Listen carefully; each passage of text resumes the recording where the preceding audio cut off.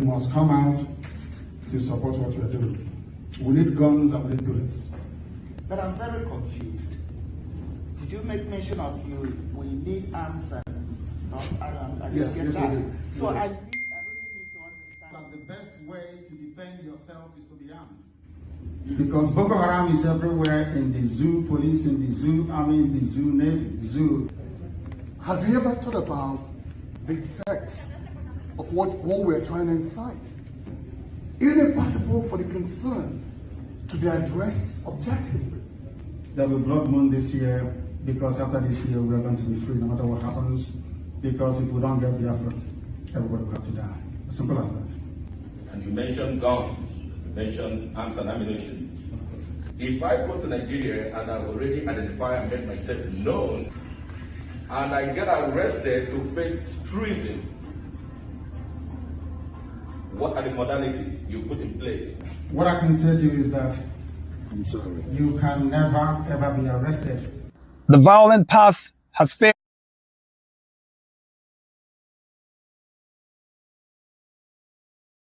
You must come out to support what we are doing. We need guns and we need bullets. But I'm very confused. Did you make mention of we need arms and stuff?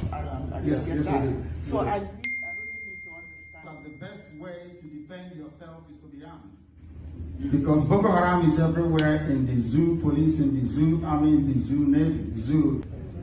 Have you ever thought about the effects of what we're trying to incite? Isn't it possible for the concern to be addressed objectively? There will be blood moon this year, because after this year we are going to be free no matter what happens. Because if we don't get Biafra, everybody will have to die. As simple as that. And you mentioned guns, you mentioned arms and ammunition. If I go to Nigeria and I've already identified and made myself known, and I get arrested to face treason,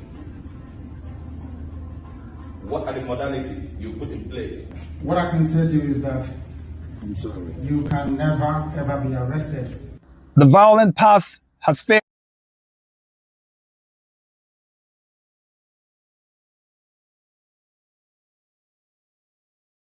You must come out to support what we are doing. We need guns and we need bullets. But I'm very confused. Did you make mention of we need arms and stuff? Yes, we do. So I really need to understand. That the best way to defend yourself is to be armed. Because Boko Haram is everywhere, in the zoo, police in the zoo, army in the zoo, navy, zoo. Have you ever thought about the effects of what we're trying to incite? Isn't it possible for the concern to be addressed objectively? There will be blood moon this year, because after this year we are going to be free no matter what happens. Because if we don't get Biafra, everybody will have to die. As simple as that. And you mentioned guns, you mentioned arms and ammunition. If I go to Nigeria and I've already identified and made myself known, and I get arrested to face treason, what are the modalities you put in place? What I can say to you is that I'm sorry. you can never ever be arrested. The violent path has failed. You must come out to support what we are doing. We need guns and we need bullets. But I'm very confused. Did you make mention of we need arms and stuff? Yes, we do. So I really need to understand. That the best way to defend yourself is to be armed. Because Boko Haram is everywhere, in the zoo, police in the zoo, army in the zoo, navy, zoo. Have you ever thought about the effects of what we're trying to incite? Isn't it possible for the concern to be addressed objectively? There will be blood moon this year, because after this year we are going to be free no matter what happens. Because if we don't get Biafra, everybody will have to die. As simple as that. And you mentioned guns, you mentioned arms and ammunition. If I go to Nigeria and I've already identified and made myself known, and I get arrested to face treason, what are the modalities you put in place? What I can say to you is that I'm sorry. you can never ever be arrested. The violent path has failed. You must come out to support what we are doing. We need guns and we need bullets. But I'm very confused. Did you make mention of we need arms and stuff? I Yes, didn't get yes, that. we do. So We do. I really need to understand. That the best way to defend yourself is to be armed. Because Boko Haram is everywhere, in the zoo, police in the zoo, army in the zoo, navy, zoo. Have you ever thought about the effects of what war we're trying to incite? Isn't it possible for the concern to be addressed objectively? There will be blood moon this year, because after this year we are going to be free no matter what happens. Because if we don't get Biafra, everybody will have to die. As simple as that. And you mentioned guns, you mentioned arms and ammunition. If I go to Nigeria and I've already identified and made myself known, and I get arrested to fake treason, what are the modalities you put in place? What I can say to you is that I'm sorry. you can never ever be arrested. The violent path has failed.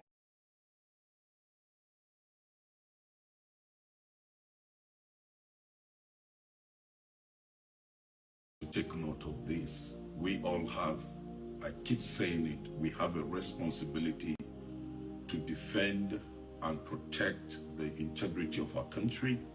We also have a responsibility to make sure that this country do not go into the point where we continue to ride on deception.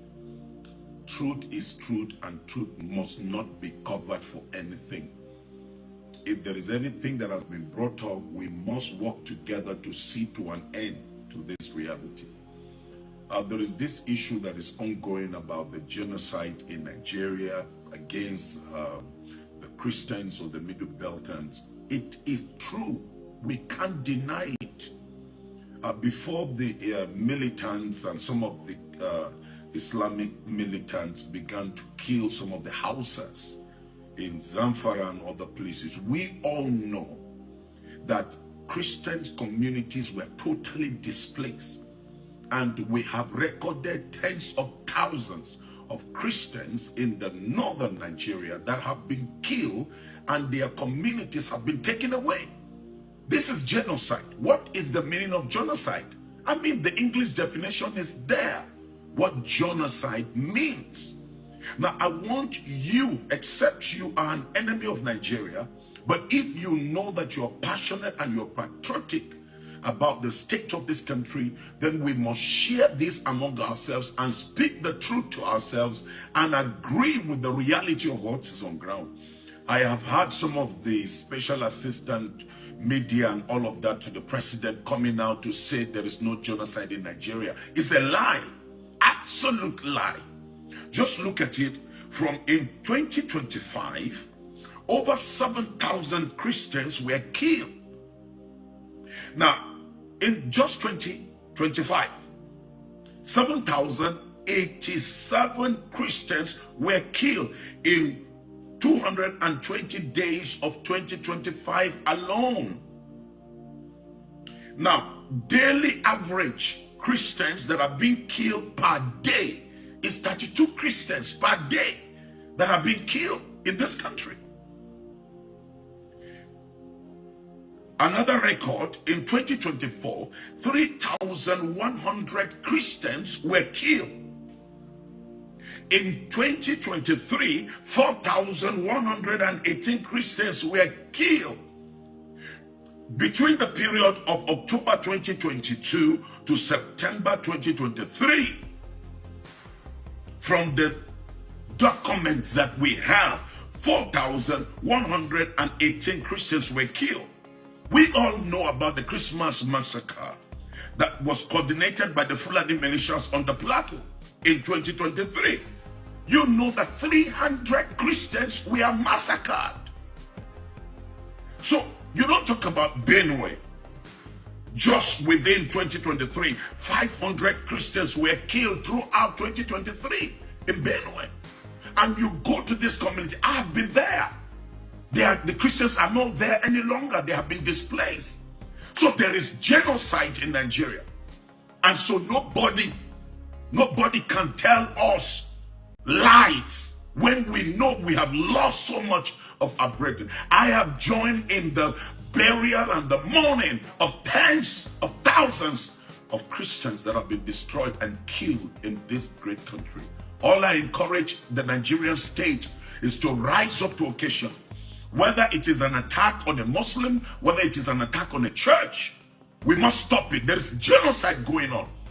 And people are being eliminated, taken away from their community. And I want to say again, we cannot allow a one-party system in this country. It is not healthy. As much as we give our support to the system and the government to succeed, Nigeria cannot survive on one-party system. And I want to say to all these selfish, self-centered politicians, it is time you rethink your actions. Corruption among you must stop, and you must rise up for this time. Il 13 e il 14 giugno nella città di Yelewata, nell'area amministrativa locale di Guma, nello stato di Benue, in Nigeria, si è verificato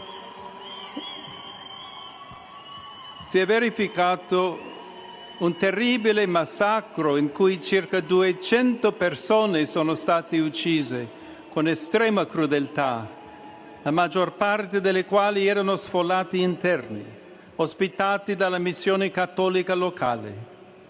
Prego affinché la sicurezza, la giustizia e la pace prevalgano in Nigeria, paese amato e così colpito da varie forme di violenza. E prego in modo particolare per le comunità cristiane rurali dello Stato di Benue, che incessantemente sono stati vittime della violenza. Nella notte tra il 13 e il 14 giugno, nella città di Yelewata, nell'area amministrativa locale di Guma, nello Stato di Benue, in Nigeria, si è verificato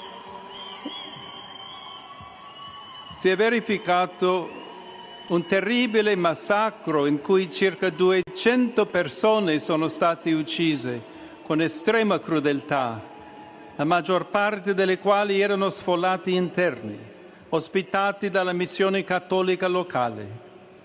Prego affinché la sicurezza, la giustizia e la pace prevalgano in Nigeria, paese amato e così colpito da varie forme di violenza. E prego in modo particolare per le comunità cristiane rurali dello Stato di Benue, che incessantemente sono stati vittime della violenza. Nella notte tra il 13 e il 14 giugno, nella città di Yelewata, nell'area amministrativa locale di Guma. Let's observe a minute silence to the fallen heroes of Biafra, and the time starts now.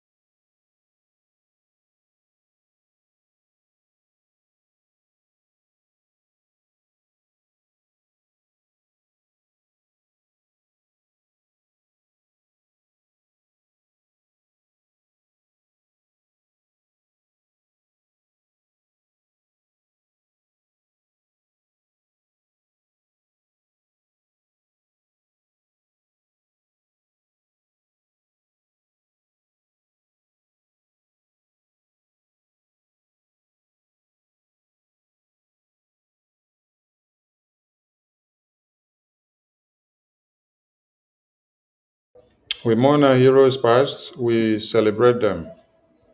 Our heroes living, we celebrate them as well, as we continue to fight on to see that Biafra is fully restored. Ise, Ise, Ise, Ise. Think Biafra, sleep Biafra, mourn Biafra, dream Biafra, morning Biafra, afternoon Biafra, night Biafra, and evening Biafra. I bring you warm greetings and I salute all of you for all your good works. Greetings to our leaders that have lived before us and those that are in detention now and those that are in the battlefield fighting to defend Biafra land. We salute all of you for all your sacrifices. Biafrans back home, thank you for your sacrifices, and we continue because we are yet to get to our final destination. A very big thank you to the ERGI cabinet for all that they are doing. A big one to our APM, the man of the moment, the man that everybody looks up to. I salute you for your courage and your resilience and your sacrifices. I salute Biafrans in the media who spend their time day and night to make sure the gospel of Biafra continue to herald in history. Your works are not in vain and will never be. We must continue because we have more enemies now than before. I want everyone to understand that we went to Washington, D.C. to recognize more enemies to Biafra. You know, there are things or there are stages we get to in life that you need to understand that you are stepping up. And as you're stepping up, your responsibility is increasing. The challenges you face increasing as well. Your enemies will also increase, and the task ahead of you will also increase.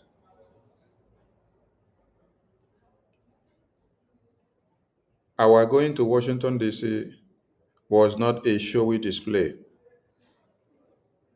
It was business, confirmation of real business, to tell the world that we are ready and we mean business this time for this Biafra independence. I keep saying it, that we have done few things, remarkable few things in Washington, D.C. from July, August, September, October, November of 2025. How many months did I count? July, August, September, October, November of 2025. Let's say 4 months, right? And within these 4 months, you have seen the way the ripple effect or the resonance frequency of what we have done in Washington, D.C. with our physical presence. Within these 4 months, you have seen the resonance frequency of what we have done in Washington, D.C., the way it is resonating in Nigeria and the way it is resonating in the entire world. So meaning that Washington, D.C., America is where we need to be blowing the trumpet. If we want the entire world to hear us very loud and clear, America is where we need to blow the trumpet louder and louder. So if we had the two conventions that we had in Europe, if they were held in America, by this time the sky would have been a limit. By this time, the sky would have been our limit because the way American government would have keyed in, having known that you are declaring Biafra inside America, inside Washington, D.C. It is a very big honor to the American people to carry the glory that you declared Biafra independence in exile in their very before and in their own country. And then they will carry the glory. America love their names to be in history, and when their names are in history, they don't play with that history. They uphold it and then they live up to it. So, had it been the two remarkable conventions we had in Helsinki and also in Lati for Biafra were held in America, in Washington, D.C., or even in New York, or anywhere inside America, hey, the sky would have been our limit now. Just calculate. Calculate it and say something. From July, August, September, October of 2025, we've done few remarkable things in Washington, D.C. that recorded our presence inside Washington, D.C. And then look at the resonance frequency of it. Look at the resultant effect of it. Look at how it is blowing wind. Look at how thunder is emanating in Nigeria because of our physical presence in Washington, D.C. from July, August, September, October of 2025.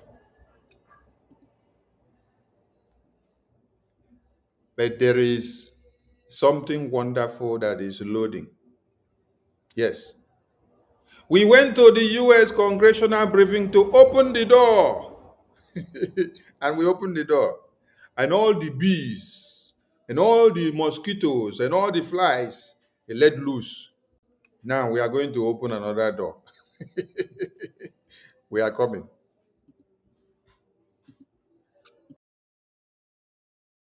Lo stato di Benue in Nigeria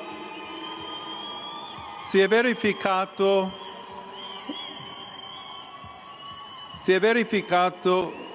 un terribile massacro in cui circa 200 persone sono state uccise con estrema crudeltà, la maggior parte delle quali erano sfollati interni, ospitati dalla missione cattolica locale.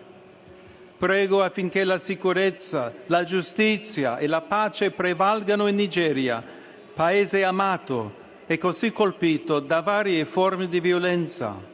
E prego in modo particolare per le comunità cristiane rurali dello Stato di Benue, che incessantemente sono stati vittime della violenza. Nella notte tra il 13 e il 14 giugno, nella città di Yelewata, nell'area amministrativa locale di Guma, nello stato di Benue, in Nigeria, si è verificato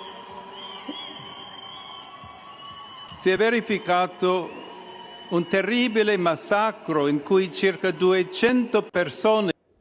Si è verificato un terribile massacro di 200%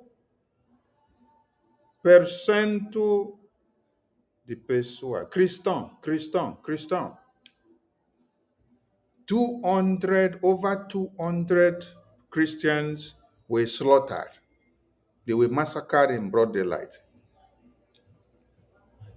Poblio is speaking.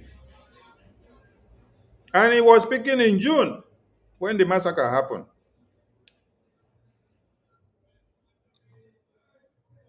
I asked a very simple question in the topic of this broadcast. And today's broadcast is going to be interactive. You can call in and express your views and give your contributions. Tomorrow is our fundraising. And as I am here, I am doing many other things. So if I am kind of muting myself intermittently, try to understand. All right. I put up a question on this topic. I said, I want to see evidence of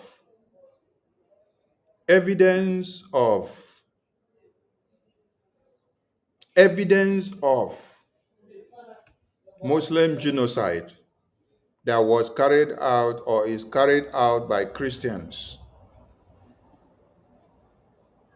I want somebody to come and tell us or challenge us or give us evidence of Muslim genocide that was carried out by Christians. And I am asking this question not just inside Nigeria. I'm asking this question for the global world. The global world. the global wall. If there is any evidence of Muslim genocide that was carried out by the Christians,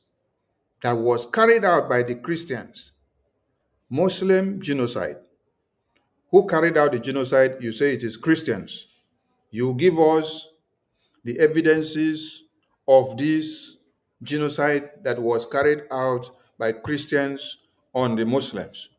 You explain to us the location, you give us all evidences, you give us references. Let us go and check. We will open and bring those your references to the screen for everybody to see. We just want to juxtapose the argument when we are bringing this out to make people understand that Christians are the endangered species in this contraption called Nigeria. And people are coming out to say, no, they massacre Muslims. It is Muslim genocide. We are asking that we want to see Muslim genocide that is committed by Christians on them. We need it. Please, media team, if you have not paid up your channel, go and pay up your channel. I have posted the link in all the platforms where you normally get the links. I came in unannounced, so it's an impromptu. So please check the platforms, the media team platforms, and pay up your channels from wherever you're listening, please. We need evidence because without the existence of Biafra Defense Forces, which we tell you fund Biafra Defense Forces, without the existence of Biafra Defense Forces, the massacre that you hear 200 announced by Pope Leo was supposed to happen in Biafra land. But the Biafran people, brainstorming and defending the homeland under the supervision of the Biafra Defense Forces, are able to curtail and to push away the terrorists that are supposed to come and wipe their babies, women, and children. The massacre that happened here, which Pope Leo is talking about, consumed over 200 lives of babies, women, and children, and men. To every casket, there is a baby inside. To every casket, there is a child inside. To every casket, there is a toddler inside. To every casket, there is a mother inside. To every casket, there is a father, there is a grandfather, there is a sister, there is a brother, there is a great-grandfather inside. If Pope Leo is condemning the genocide as a pope, and then other people are saying otherwise, I am calling on all those that are coming to counter the Christian genocide in Nigeria to come up and give us contrary evidence. According to this topic, we need to see Muslim genocide evidence. And that evidence that you have to give us is that it is the Christians that are carrying out the genocide on the Muslims. That is the evidence we want to see. That is the evidence we want to see. Because, let us explain again, Biafrans are predominantly Christians. And let me bring our map that has the state-by-state structure to the screen, so that those that do not understand will get the message well and correct, because a lot of us are still skeptical or ignorant of some things. When you had us in the U.S. congressional briefing, stating and explaining to the United States government that there is a Christian genocide, and then we made it clear that this is Biafran genocide, that Biafrans are predominantly Christians. Some of you have grew up to hear that we are quoted to be over 80 million Biafrans. I want to ask you, how many of the people in your village do not go to church. From the boundary of Ondo to the boundary of the Atlantic Ocean here, to the boundary of Amazonia, to the boundary of Upper Benue, Upper Kogi, I want to ask, how many of your mothers and fathers do not go to church? Or how many of them do not kneel down to pray? How many? If you should count from this map, counting all the 40 states of Biafra here that have emerged, if you look at this map, it is only 1 or 2% of people that do not go to church. But they still call God and pray with God's name. You will see hear them shout Jesus. You never hear as native doctor shout Jesus, have you? Never hear as native doctor shout Jehovah, God. Okay, when native doctor say God of thunder, God of the water, God of the sea, God of light, God of fire. Who is that God of fire? Who created that fire? Who created the water? Who created the thunder? Who even created darkness? Who created all these things? God of the soil, God of the air, God of the sea, God of the moon,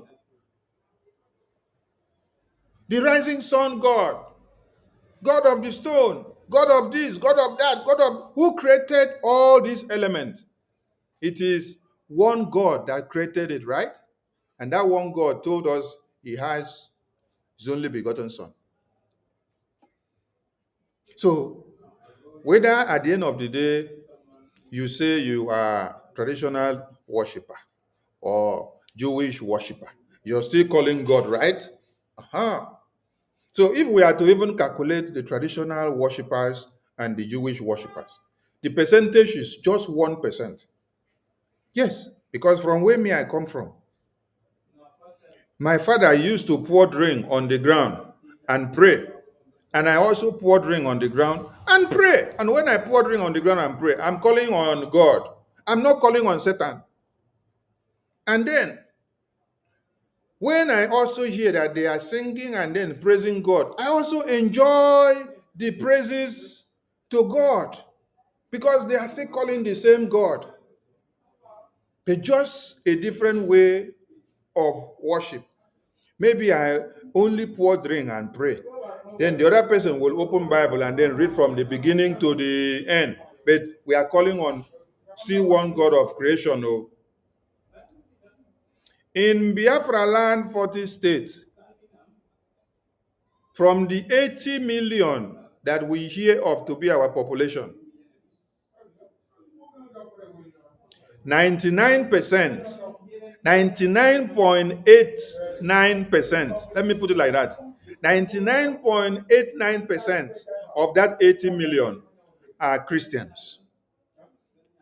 It's only 0.00 something now that makes up the traditionalists and the Jewish there. So when we say that Biafrans are Christians and that there is a Christian genocide, we are talking of the Biafran people predominantly because they are the people here that are the Christians that we are talking about. And we want everybody to understand this because the Biafran people are the Christians here that we're talking about. We are predominantly Christians. The 80 million Biafrans are Christians. They are all Christians. So we are the endangered species that have found ourselves in the hands of the terrorists who wants to wipe us all out. And then, without the existence of Biafra Defense Forces, hey, all of us wouldn't have been alive today. Oh. None of us would have been alive today. Our babies, our women and children, none of them would have been alive today if not the existence of the Biafra Defense Forces. If Mazi Nnamdi Kanu did not exist, and if the gallant men and women of Biafra did not exist, I don't know if we would have had a home that we can call our own today.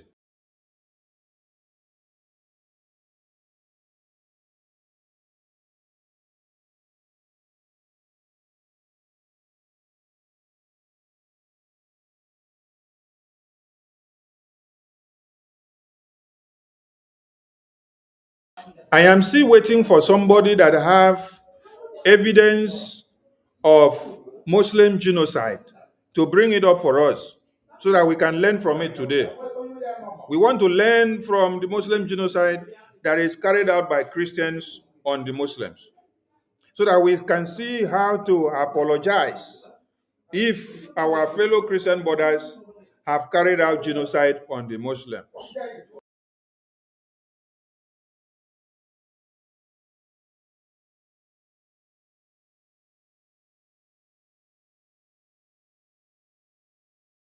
Sono state uccise con estrema crudeltà, massacro in cui circa 200 persone sono state uccise con estrema crudeltà, la maggior parte delle quali erano sfollati interni, ospitati dalla missione cattolica locale. Prego affinché la sicurezza, la giustizia e la pace prevalgano in Nigeria, paese amato, e massacro in cui circa 200 persone sono state uccise con estrema crudeltà, la maggior parte delle quali erano sfollati interni, ospitati dalla missione cattolica locale. Prego affinché la sicurezza, la giustizia, massacro in cui circa 200 persone sono state uccise con estrema crudeltà, la maggior parte delle quali erano sfollati interni, ospitati dalla missione cattolica locale. Prego affinché la sicurezza, la giustizia e la pace prevalgano in Nigeria, paese amato, massacro in cui circa 200 persone sono state uccise con estrema crudeltà, la maggior parte delle quali erano sfollati interni, ospitati dalla missione cattolica locale. Prego affinché la sicurezza, la giustizia e la pace prevalgano in Nigeria, paese amato e così colpito da varie forme di violenza. E prego in modo particolare per le comunità cristiane rurali dello Stato di Benue, che incessantemente sono massacro in cui circa 200 persone sono state uccise con estrema crudeltà, la maggior parte delle quali erano sfollati interni, ospitati dalla missione cattolica locale. Prego affinché la sicurezza, la giustizia e la pace prevalgano in Nigeria, paese amato e così colpito da varie forme di violenza. E prego in modo particolare per le comunità del massacro in cui circa 200 persone sono state uccise con estrema crudeltà, la maggior parte delle quali erano sfollati interni, ospitati dalla missione cattolica locale. Prego affinché la sicurezza, la giustizia e la pace prevalgano in Nigeria, paese amato e così colpito da varie forme di violenza. E prego in modo particolare per le comunità cristiane rurali dello Stato di Benue, che incessantemente sono stati vittime della violenza. Nella notte tra il 13 e il 14 giugno, nella città di Yelewata, nell'area amministrativa locale di Guma, nello Stato di Benue, in Nigeria, si è verificato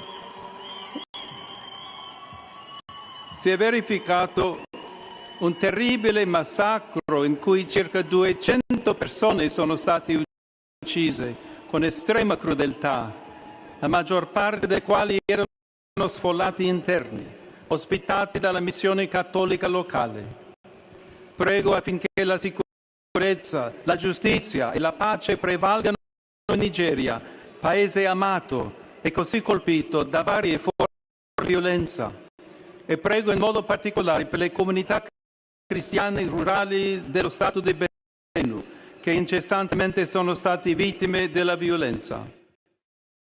Nella notte tra il 13 e il 14 giugno, nella città di Yelewata, nell'area amministrativa locale di Guma, nello Stato di Benue, in Nigeria, si è verificato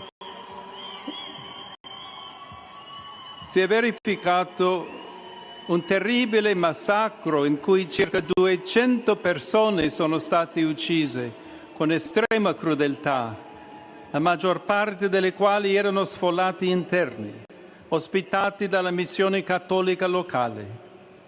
Prego affinché la sicurezza, la giustizia e la pace prevalgano in Nigeria, paese amato e così colpito da varie forme di violenza. E prego in modo particolare per le comunità cristiane rurali dello Stato di Benue, che incessantemente sono stati vittime della violenza. Nella notte tra il 13 e il 14 giugno, nella città di Yelewata, nell'area amministrativa locale di Guma, nello Stato di Benue, in Nigeria, si è verificato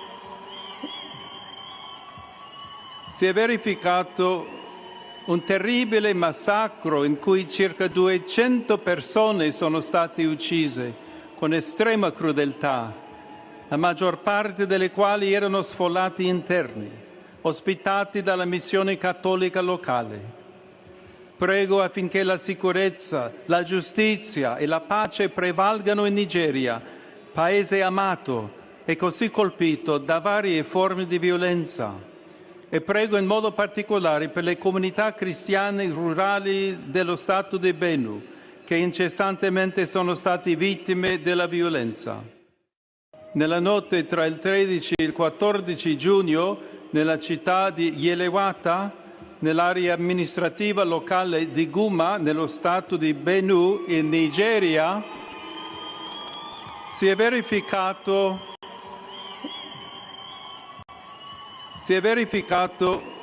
un terribile massacro in cui circa 200 persone sono state uccise con estrema crudeltà, la maggior parte delle quali erano sfollati interni, ospitati dalla missione cattolica locale.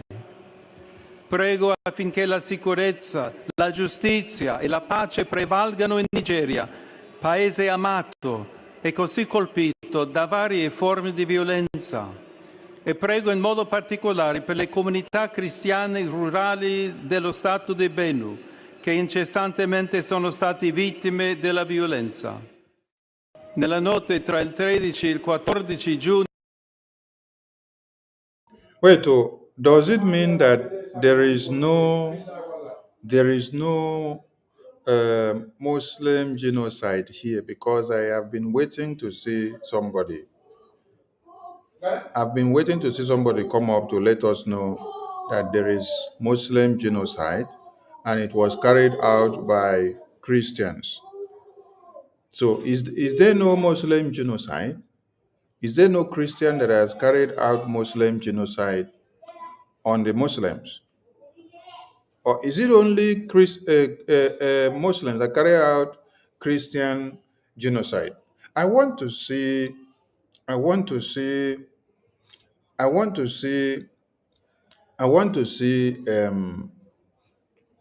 Muslims presenting the genocide that Christians carried out.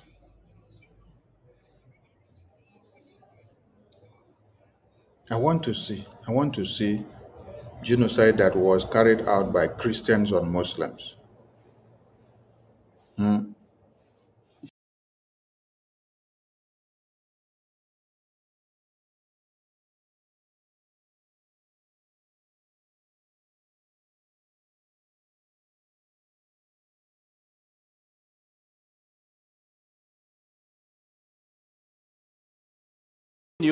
Nella città di Yelewata, nell'area amministrativa locale di Guma, nello Stato di Benue, in Nigeria, si è verificato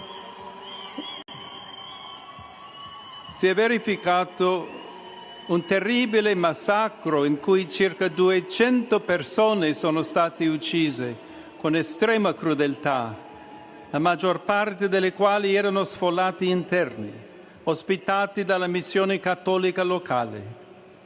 Prego affinché la sicurezza, la giustizia e la pace prevalgano in Nigeria, paese amato e così colpito da varie forme di violenza.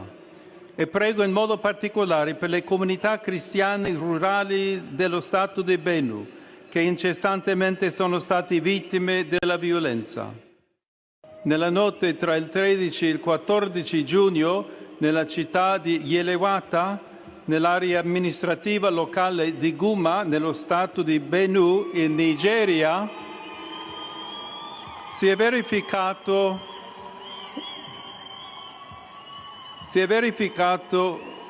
un terribile massacro in cui circa 200 I'm still checking till this time. Let me understand something. Is there no Muslim genocide that is carried out by Christians? If it is not in Nigeria, don't you see it in another part of the world? Don't you see it in another part of the world where Christians carry out genocide on Muslims? I need evidence. I want to see. I want somebody to come up here and say he has the evidence he wants to present to us. Please. Biafrans have been massacred as Christians. The Yorubas have been massacred as Christians. Even the Hausas have been massacred because many of them don't even know what they find themselves into. And many of the Hausas are Christians. Yes. If you see me play one video of a pastor now, the pastor is speaking and then he's speaking Hausa. So many of them are Christians. It is only the Christians that they target and then eliminate. I am asking a very simple and pertinent question. We want to see Muslim genocide that is carried out by Christians on the Muslims. We want to see. We are looking for. We are looking for Muslim genocide that is carried out by Christians so that we use it to juxtapose what is happening.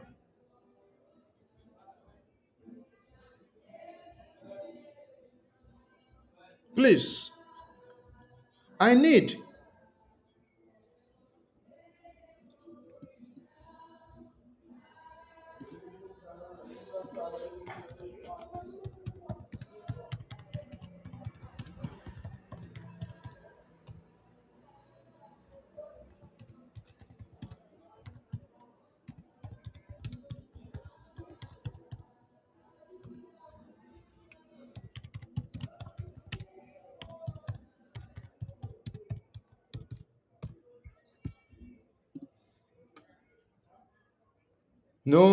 No Muslim genocide.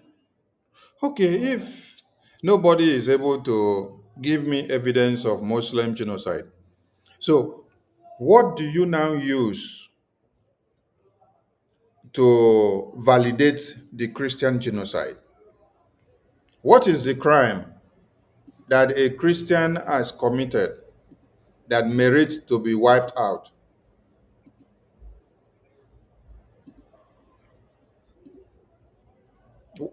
What has Christians done that is a crime that now validates the terrorists to slaughter them?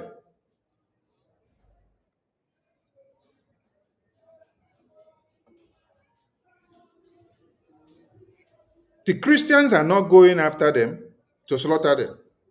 There is no evidence, because I have been here for the past 40 minutes now, and I have been asking for one evidence of where Muslim genocide was carried out by Christians. Christians. And then I ask now that someone should produce or bring it up. Tell me that you have the evidence. You want to come up to the mic, I will give you the link. You log into the studio. Just come up. We want to see one Muslim genocide that was carried out on the Muslim people. By who? By Christians.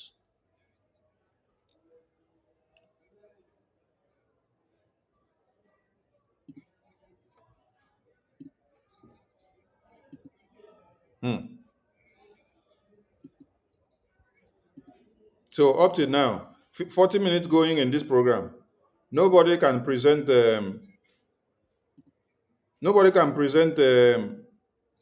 evidence of Christian genocide to us. I don't believe you guys. So honestly, I don't believe. Oh. There should be evidence of Muslim genocide carried out by the Christians, which is now validating a reprisal attack on the Christians. That is what it should be, and that is how it should be.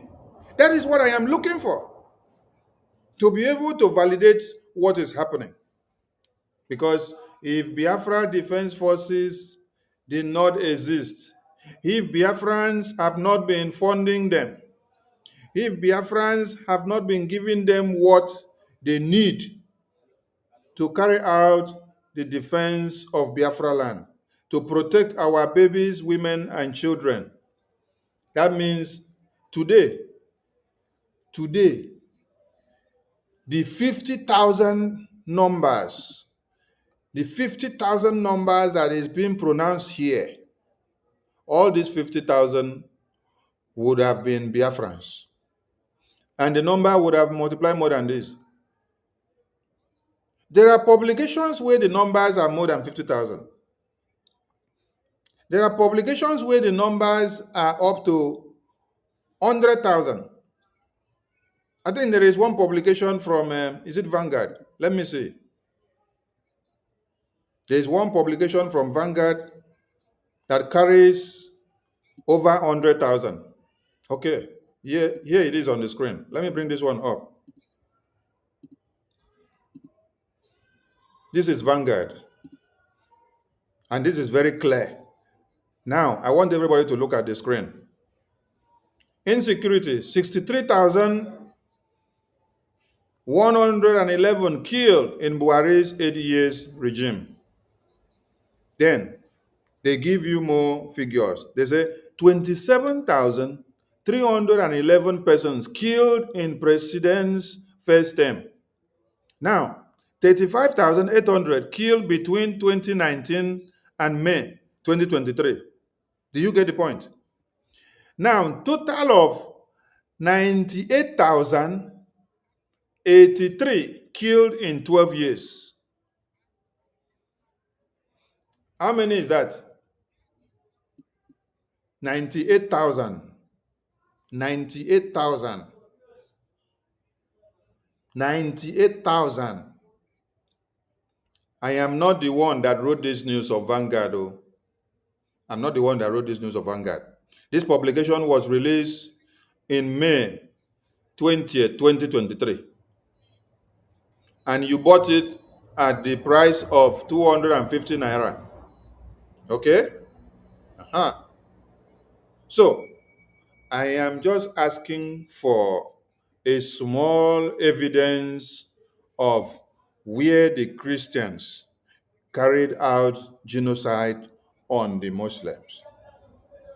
Where the Christians carried out genocide on the Northerners. That is what I am asking, so that we can know where we got it wrong and where we have to start fixing it.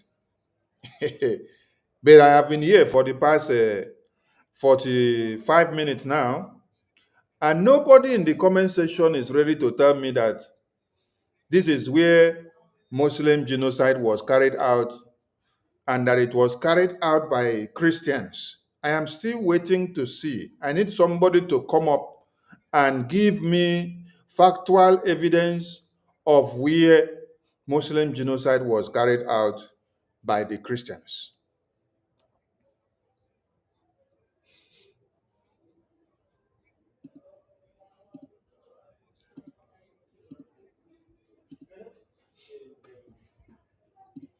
So now, when you now check in 2018, you can see that from this Heritage Foundation have not been able to gather the statistics from 2002, not even from 2009. Heritage Foundation have been able to carry the statistics from only 2018. And even the 2018 statistics that they carried is not enough because they don't have their network to cover the entire Nigeria. So, from 2018, 3,731 is what Heritage Foundation report was able to gather. Now, let me come back to everybody.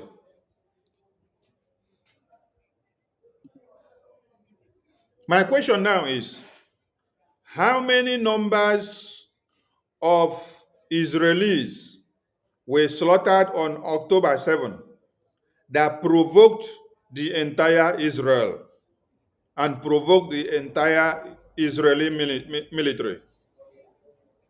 How many numbers of American citizens were captured by Boko Haram 3 years ago that provoked the American government that they send their professional snipers of the American military to enter Sambisa forest and kill few Boko Haram terrorists and rescue their 2 citizens that were there?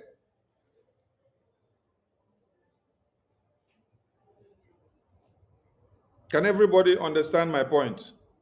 I said, here in the Heritage Foundation report, 2018 to 2019 is giving you a time frame of 1 year. And then 3,731 people were slaughtered, specifically Christians. Christians. And then I asked a question. How many Christians or how many citizens of Israel were massacred on October 7 that necessitated the reprisal of the Israel military or the Israel people against the Hamas terrorists? How many? The number was 1,200. 1,200. But what is here on this screen now is telling you 3,731. And I did not see protests of Christians in the streets in Nigeria. I did not see protests of politicians in the street. I did not see protests of Nigerians in the street. I did not see protests of Christian Association of Nigeria in the street. I did not see protests of Northerners, Easterners, Westerners, and everything in the street. No. Because the Nigerian government buried this reportage. They did not allow you. They did not allow international community.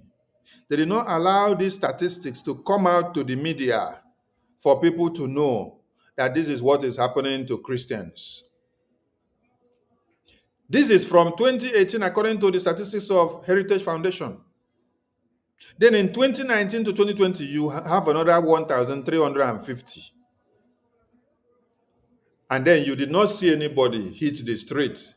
You did not see anybody protest. You did not see anybody shout and call on the freedom of Christians. Why? Because Nigerian government, they block this reportage from going out. 2020 to 2021, you now see another number, 3,530. Hey. You did not see protests going out in the media. You did not see protests going everywhere in the world for anybody to know and hear. It was only Mazi Nnamdi Kanu that started carrying the news. Only Mazi Nnamdi Kanu carried the news of the genocide.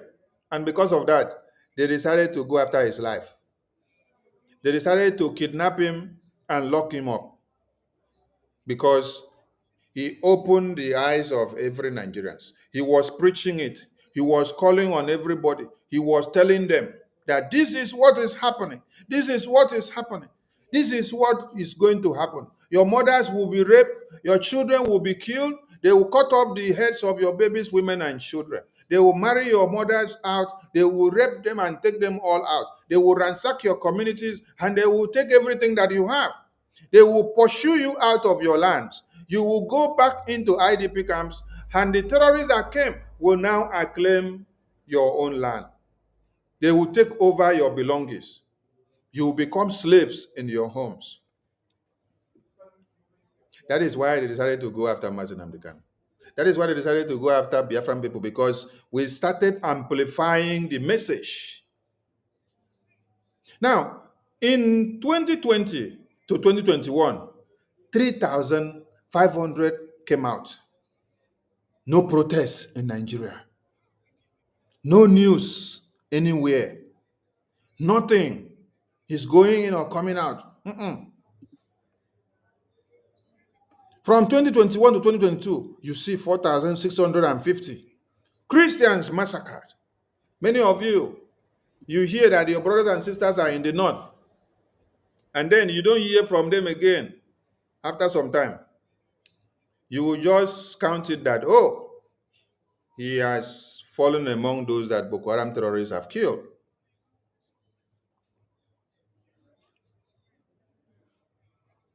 Many of us have been forcefully disappeared from Biafra land, and they take us to Guantanamo Bay in this area of the far north, where they use our sisters, our brothers as sex slaves by the Boko Haram terrorists. And there is a mandate in their pamphlet that when they carry out this kidnapping, when they rape you and finish, they must kill you. They will rape man, rape woman, rape everything, and then at the end of the day, they will kill you.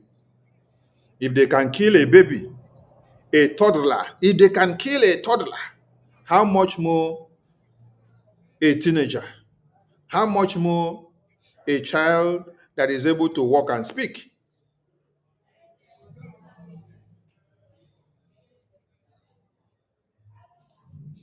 Why is it that these figures are coming out now? Where were these figures in the social media so that everybody will see? Where were these figures? Do you know why Nigerian government refused to have a database system? So that they won't be ready to account for numbers of babies, women, and children slaughtered by the terrorists. Because the target is to go into the Christian communities, emasculate them, and annihilate them, and then take over their communities. So Nigerian government would not give you any statistics of the population census and upfront and what has been minus and those that are still alive and those that will even come to. No! If you ask them, they will tell you Nigeria has no database system. Why do we have IDP camps in our indigenous lands? All of you in Nigeria that grew up and found yourself in that contraption, how come there are IDP camps, indigenous displaced camps? How come there are, how come it is in indigenous or internally displaced camps? You now become displaced in your own land. Who displaced you? Who displaced you in your own land? Terrorists came from the Sahel and displaced you in your own land.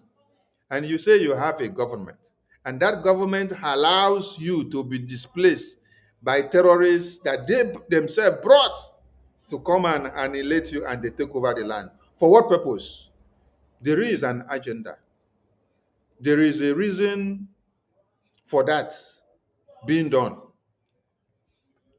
If 1,200 only were massacred in Israel, and then Israeli government decided to turn Gaza to debris. And this is just in one time that we see it. It is not that it happened every year. How much more Nigeria that you now see 1,200 in year 2019 to 20, 3,371 in year 2018 to 2019, 3,530 in year 2020 to 2021, 4,000. Now, I want all of you to look at how the number is accenting. Look at how the peak is going up in the number. Look at how the thing is going up. From here, 3,731. Here, it come down. 1,350. Here, it goes up again. 3,530. They touch light and see how far. They increase. 4,650. They go up again. 5,000 something. They go up again. 4,000 something. 3,000 something. Then, in the third quarter of 2025, you are seeing over 7,000. Over 7,000.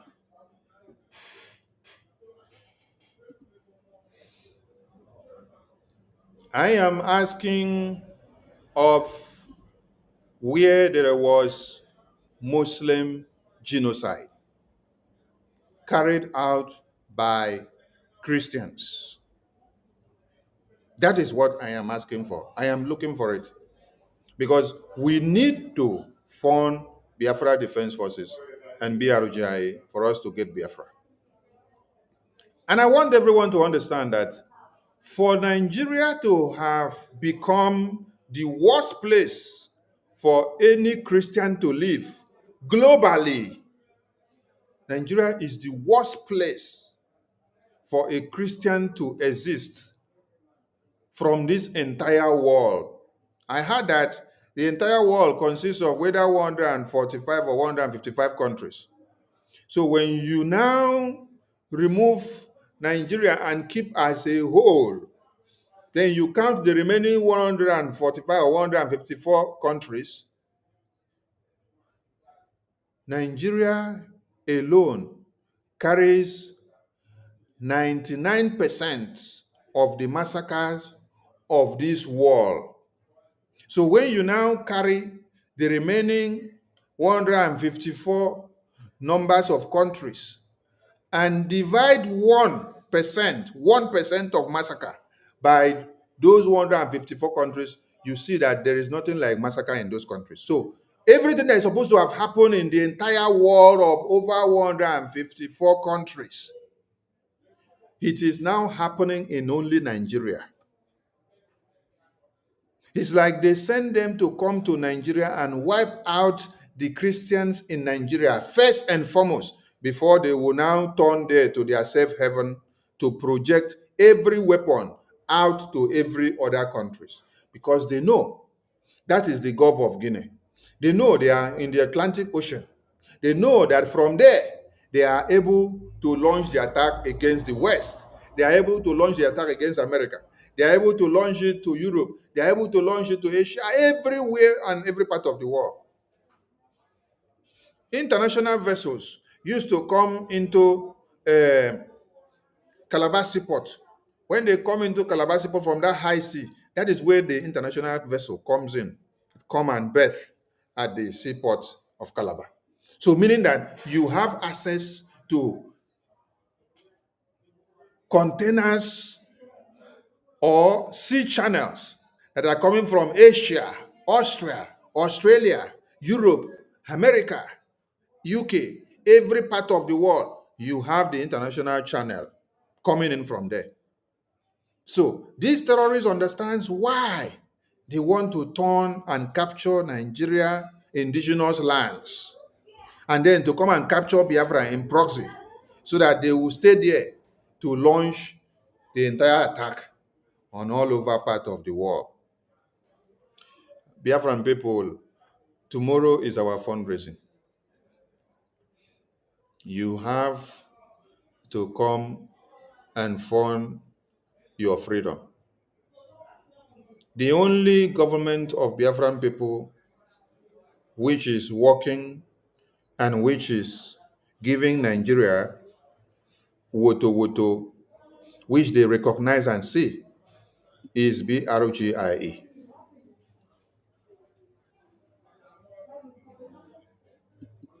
And we are calling on every Biafran to understand. Nigeria knows those that are throwing them bullets in Washington, D.C., and also from homeland. That is why Nigerian government, they launched this campaign. Let me go to read this campaign for everybody to see. They launched this campaign of over $2.7 million to go after Biafra, to see if they can counter and destroy the efforts of BRGIE, because they know BRGIE is the voice that is speaking for the Biafran people. Okay, Nkere is the one that is leading the lobbies to go and talk senses into the brains and ears of the American government to look into Nigeria. That is why they said if Biafra lobbies succeed in obtaining congressional backing for sanctions or restrictive designations of Nigeria, they decided to go after BRGIA. By doing what? By embarking on what? Over $2.7 lobbying, hiring different propaganda groups so that they can be able to shut down Biafra and to destroy Biafra. That is why some of you are also working in line to help Nigerian government indirectly. When you are attacking BRGIA progress in Washington, D.C. and everything we are doing, when you are attacking APM, you're attacking the lobbies, you're attacking the attorney, you are also working for Nigerian government by proxy without knowing. So this was the congressional briefing. Before now, BRGIA has submitted a testimony to the US government. And let's go down. Now, Biafra Republic government in exile, ably led by acting Prime Minister Nkere, wishes to inform Biafrans that our mission for Biafra in the international level is gaining the desired momentum. Are you getting the message? Our proposed deal to the US government, which many took for a joke, is causing serious problems to Nigeria. Our demands for sanctions on Nigeria for kidnapping our leader, Mazin Nnamdi Kanu, call for sanctions on Finland for transnational aggression on our PM Simon Ekpa, and further pronouncement of imprisonment. Our congressional briefing in September 2025, plus all evidences submitted to the United States of American government against the atrocities of Nigerian government on every indigenous people in Nigeria. All these are bearing fruit daily and gradually. And all of you can see the evidences. Nigerian government are not sleeping now, waking up to understand that BRGI template and agenda for Biafra independence. Though some of our leaders are imprisoned, but cannot be curtailed, no matter all manners of sabotages, nor hired lobbyists in the US by the Nigerian government. So Biafrans should know now that we mean business. Quoting from the recent publications of uhuline.com, that President Tinubu's government is quietly mounting its own counter lobby in the United States, signaling a high-staked battle for narrative control in the global stage against Biafra Republic government in exile. We have big battle. That is why I said, after we submitted the testimony to the US Congress, and then we had the congressional briefing, we went to declare ourselves open enemies to the Nigerian terrorist government, to also their allies, and also to let them know that we are fully ready and we are in for business now for this very freedom. So, we do not expect to see that the fire that will be coming back to us will be subtle. No, the fire need to increase. There is going to be heated fire. That is why. Okay? So, quoting from here, whoonline.com has learned that over the past years, the Biafra Republic government in exile contracted U.S. lobbying firm Moran Global Strategies, helmed by former U.S. Congress Jim Moran, to advance its separatist agenda. Multiple U.S. congressional sources confirmed to whoonline.com that BRGI and MSGS have fed U.S. Republicans, including Senator Ted Cruz, data and testimonies depicting alleged massacre of Christian communities in Nigeria.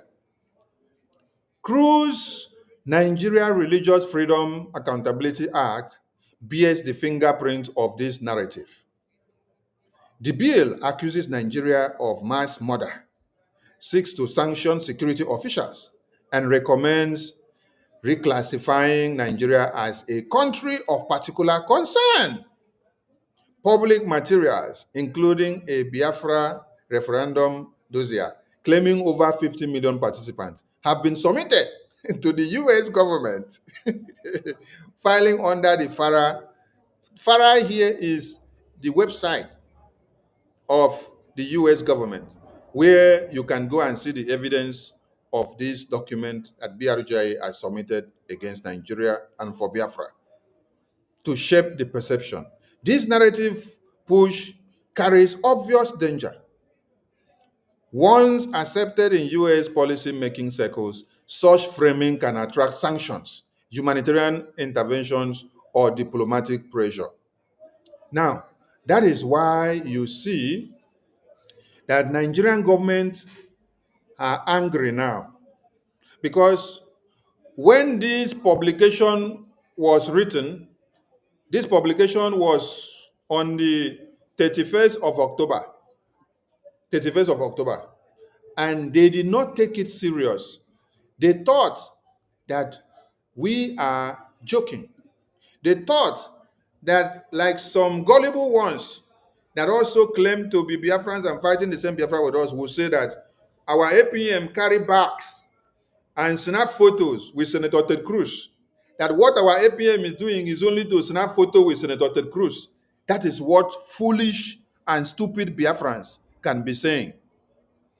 You are having meeting with high-class policymakers in America, as Senator Ted Cruz, and you snap photo and post on the social media. They say you are snapping only photo, that you don't have anything to do. But those that know what we have been doing, they have gone to dig in to bring out the report, to come and explode it on the media. And they were warning Nigerian government that they should not take this thing that Okenkere is doing lightly, that Biafra Republic government in Israel are serious and they mean business. But they did not take it serious until the fire blew out. And then Faunyash opened. Can you see that? So, let me now open even the whoonline.com so that we read the news from there for those that want to see it from there.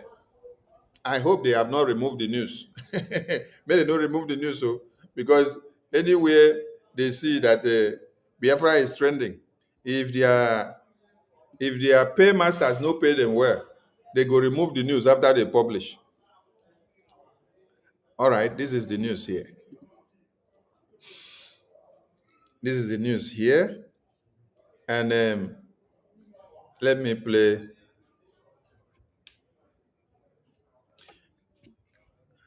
Let me play something as I address another meeting that I am here. So let me play something to keep the house on. Abel Damina is my name. Look, look, look, look. I couldn't wait to get back home and be a part of the ongoing conversation. There's been this conversation going on whether there's a genocide in Nigeria or there's no genocide in Nigeria. And I listen to certain individuals who say there's no such thing in Nigeria. Well, whether you call it genocide or you don't call it genocide, let me speak as a victim.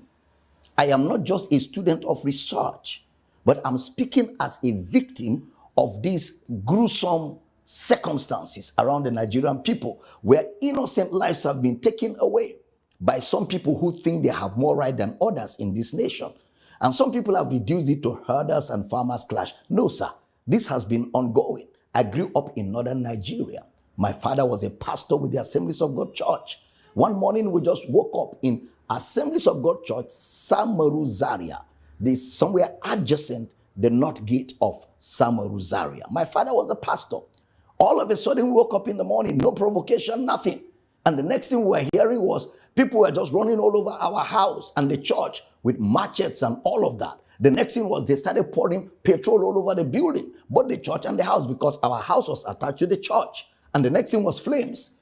Everything was burned right down to ashes. We narrowly escaped, found a place where we could shelter ourselves in the military barracks. Eventually, they brought us back to the lecturers' quarters of ABU Zaria, and we had to camp with a family for weeks and months before we could rebuild and start life all over again. That is long, long, long. I'm talking about 1986, 87. What about the Metasine situation? Metasine was a sect of the Islamic religion who went around burning and destroying and killing Christians back in the 80s. This is far before there was anything like farmers and herders clash. Then fast forward. What about in the year 2000, where over 2,000 people were killed in Kaduna? Year 2000. What about the over 300 people that were victims of the Miss World in November 2002? All of them, they were not a part of the Miss World. They were just on their own. Something happened somewhere else, and they became victims of it. Lives were killed, houses were destroyed, and whenever they are carrying out this charade, they will be shouting, Allahu Akbar, Allahu Akbar, and they will carry their matches and carry whatever they have, and they will move in their numbers. And everybody on their way that is not chanting what they are chanting becomes a victim. I can go on and on. A few years ago, I was preaching in Kaduna for a great man of God. And I only succeeded in preaching Sunday morning service. After the service, the next morning, as we were preparing for the next service on Monday, the next thing I was hearing was, the whole city is on fire. Kaduna is on fire. Please stay in the hotel room. Don't come out. They are killing, they are burning churches, they are killing everybody. That is how we were stuck in a hotel. Even in the hotel, we were not sure of ourselves, because they were going from hotel to hotel, room to room, killing people that were not chanting Allahu Akbar. And somehow God saved our souls. After about 4 days, we were able to leave Kaduna. But unfortunately, a friend of mine who was a pastor, Reverend Northcote Andrew of blessed memory, was caught in the midst of this as he was escaping for his life. They caught him because he was wearing a collar of a bishop. They hacked him to death, dug the ground, buried him and put a cross there. It is that little wooden cross that made people know that there was a corpse in that place. And this, my friend, was buried. These are real life situations. So for somebody to just sit down in the comfort of his home, maybe somewhere in the south, and be saying there's no such thing in northern Nigeria, my brother, you've not been a part of it. We've been right in the heart of the fire. I remembered one night, these Muslim boys were all over the place in my school, and they were shouting Allahu Akbar. They were looking for me.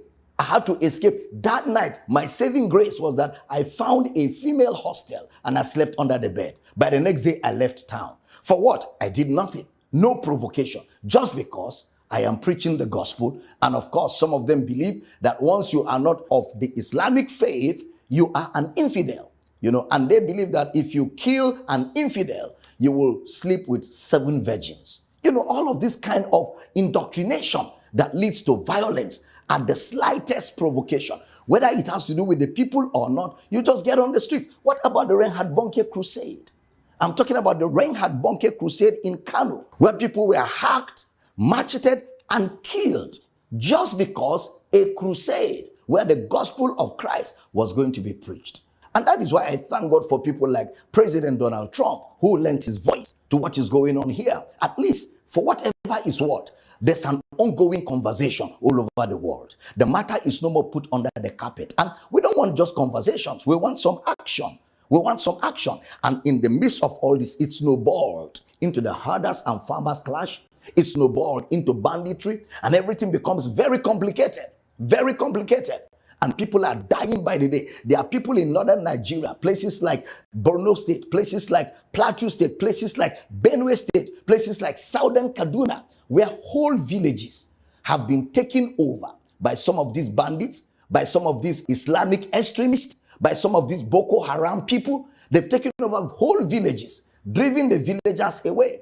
And somebody said there is no such thing in Nigeria. Why do we have IDP camps? Why do we have IDP camps? When we never had an earthquake, we never had an earth tremor, why do we have IDP camps when there is no natural disaster? Other than the fact that people are being made victims of what they have no knowledge of. In a secular state like Nigeria, where all religions are permitted to be practiced, this ought not to be allowed.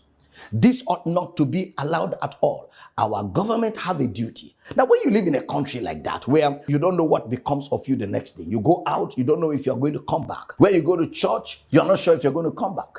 When you live in such a country, it's almost as if there's no government. And because the first responsibility of government is security of lives and properties. That's the first responsibility of government, whether at the federal level, at the state level, or at the local government level. Because the population don't have access to arms. But unfortunately, some of these bandits, some of these terrorists, some of these extremists, they are carrying AK-47s, and you wonder, where did they get them from? In fact, it's unfortunate that at a point in Nigeria, there was even a local government in Borno State where Boko Haram drove all our Nigerian security forces and put their flag there. It's very unfortunate. And the government of Nigeria needs to do something quickly. Otherwise, where this is taking us to, we do not know. This has to come to an end. The ADP camps need to be emptied. Let people go back to their homes. Let people go back to their villages. Let people go back to their farmlands. Let people go back to their habitations so that they can live normal lives. So they can live the life they are supposed to live on earth. You know, this is very important. And this conversation is so critical at this time. And it's critical that I add my voice to it as a victim of this situation in a country like Nigeria. And I'm believing God that the day has come when this menace will surely come to an end. God bless the Federal Republic of Nigeria. Amen. Abel Damina is my name. Look.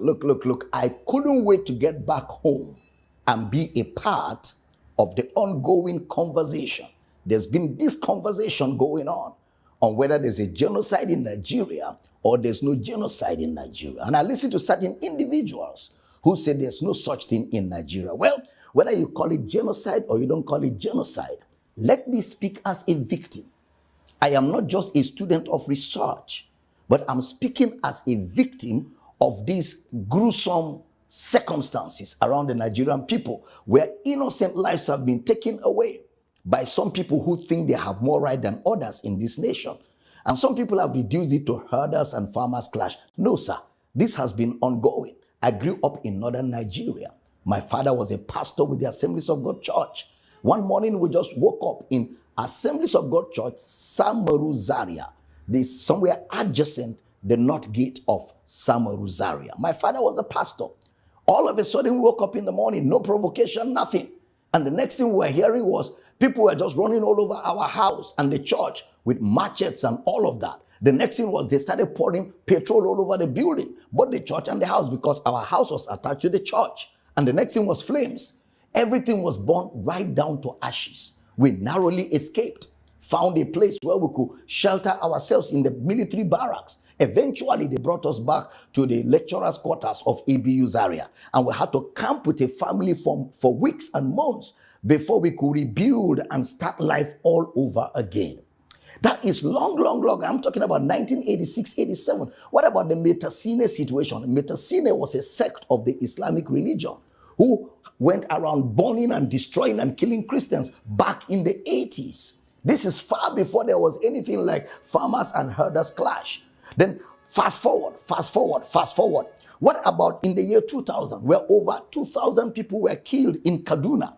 Year 2000. What about the over 300 people that were victims of the Miss World in November 2002? All of them, they were not a part of the Miss World. They were just on their own. Something happened somewhere else, and they became victims of it. Lives were killed, houses were destroyed, and whenever they are carrying out this charade, they will be shouting, Allahu Akbar, Allahu Akbar, and they will carry their matches and carry whatever they have, and they will move in their numbers. And everybody on their way that is not chanting what they are chanting becomes a victim. I can go on and on. A few years ago, I was preaching in Kaduna for a great man of God. And I only succeeded in preaching Sunday morning service. After the service, the next morning, as we were preparing for the next service on Monday, the next thing I was hearing was, the whole city is on fire. Kaduna is on fire. Please stay in the hotel room. Don't come out. They are killing, they are burning churches. They are killing everybody. That is how we were stuck in a hotel. Even in the hotel, we were not sure of ourselves, because they were going from hotel to hotel, room to room, killing people that were not chanting Allahu Akbar. And somehow, God saved our souls. After about 4 days, we were able to leave Kaduna. But unfortunately, a friend of mine who was a pastor, Reverend Northcote Andrew of blessed memory, was caught in the midst of this as he was escaping for his life. They caught him because he was wearing a collar of a bishop. They hacked him to death, dug the ground, buried him, and put a cross there. It is that little wooden cross that made people know that there was a corpse in that place. And this, my friend, was buried. These are real life situations. So for somebody to just sit down in the comfort of his home, maybe somewhere in the south, and be saying there's no such thing in northern Nigeria, my brother, you've not been a part of it. We've been right in the heart of the fire. I remembered one night, these Muslim boys were all over the place in my school, and they were shouting Allahu Akbar. They were looking for me. I had to escape. That night, my saving grace was that I found a female hostel and I slept under the bed. By the next day, I left town. For what? I did nothing. No provocation. Just because I am preaching the gospel. And of course, some of them believe that once you are not of the Islamic faith, you are an infidel. And they believe that if you kill an infidel, you will sleep with 7 virgins. All of this kind of indoctrination that leads to violence at the slightest provocation. Whether it has to do with the people or not, you just get on the streets. What about the Reinhard Bonnke crusade? I'm talking about the Reinhard Bonnke crusade in Kano, where people were hacked, macheted, and killed just because a crusade where the gospel of Christ was going to be preached. And that is why I thank God for people like President Donald Trump, who lent his voice to what is going on here. At least, for whatever is what, there's an ongoing conversation all over the world. The matter is no more put under the carpet. And we don't want just conversations. We want some action. And in the midst of all this, it snowballed into the herders and farmers clash. It snowballed into banditry, and everything becomes very complicated. And people are dying by the day. There are people in northern Nigeria, places like Borno State, places like Plateau State, places like Benue State, places like southern Kaduna, where whole villages have been taken over by some of these bandits, by some of these Islamic extremists, by some of these Boko Haram people. They've taken over whole villages, driven the villagers away. And somebody said there is no such thing in Nigeria. Why do we have IDP camps? Why do we have IDP camps? When we never had an earthquake, we never had an earth tremor, why do we have IDP camps when there is no natural disaster?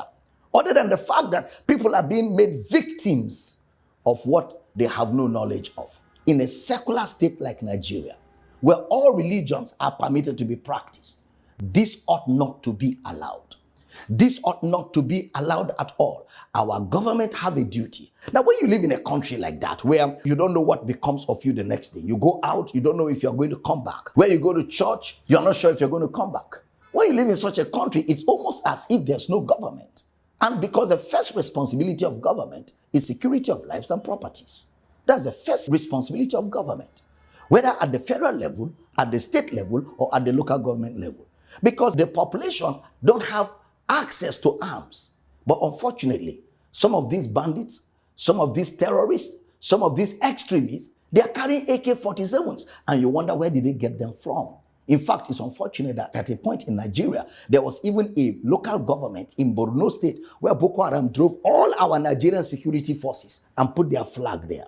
It's very unfortunate. And the government of Nigeria need to do something quickly. Otherwise, where this is taking us to, we do not know. This has to come to an end. The ADP camps need to be emptied. Let people go back to their homes. Let people go back to their villages. Let people go back to their farmlands. Let people go back to their habitations so that they can live normal lives. So they can live the life they are supposed to live on earth. You know, this is very, very important. And this conversation is so critical at this time. And it's critical that I add my voice to it as a victim of this situation in a country like Nigeria. And I'm believing God that the day has come when this menace will surely come to an end. God bless the Federal Republic of Nigeria.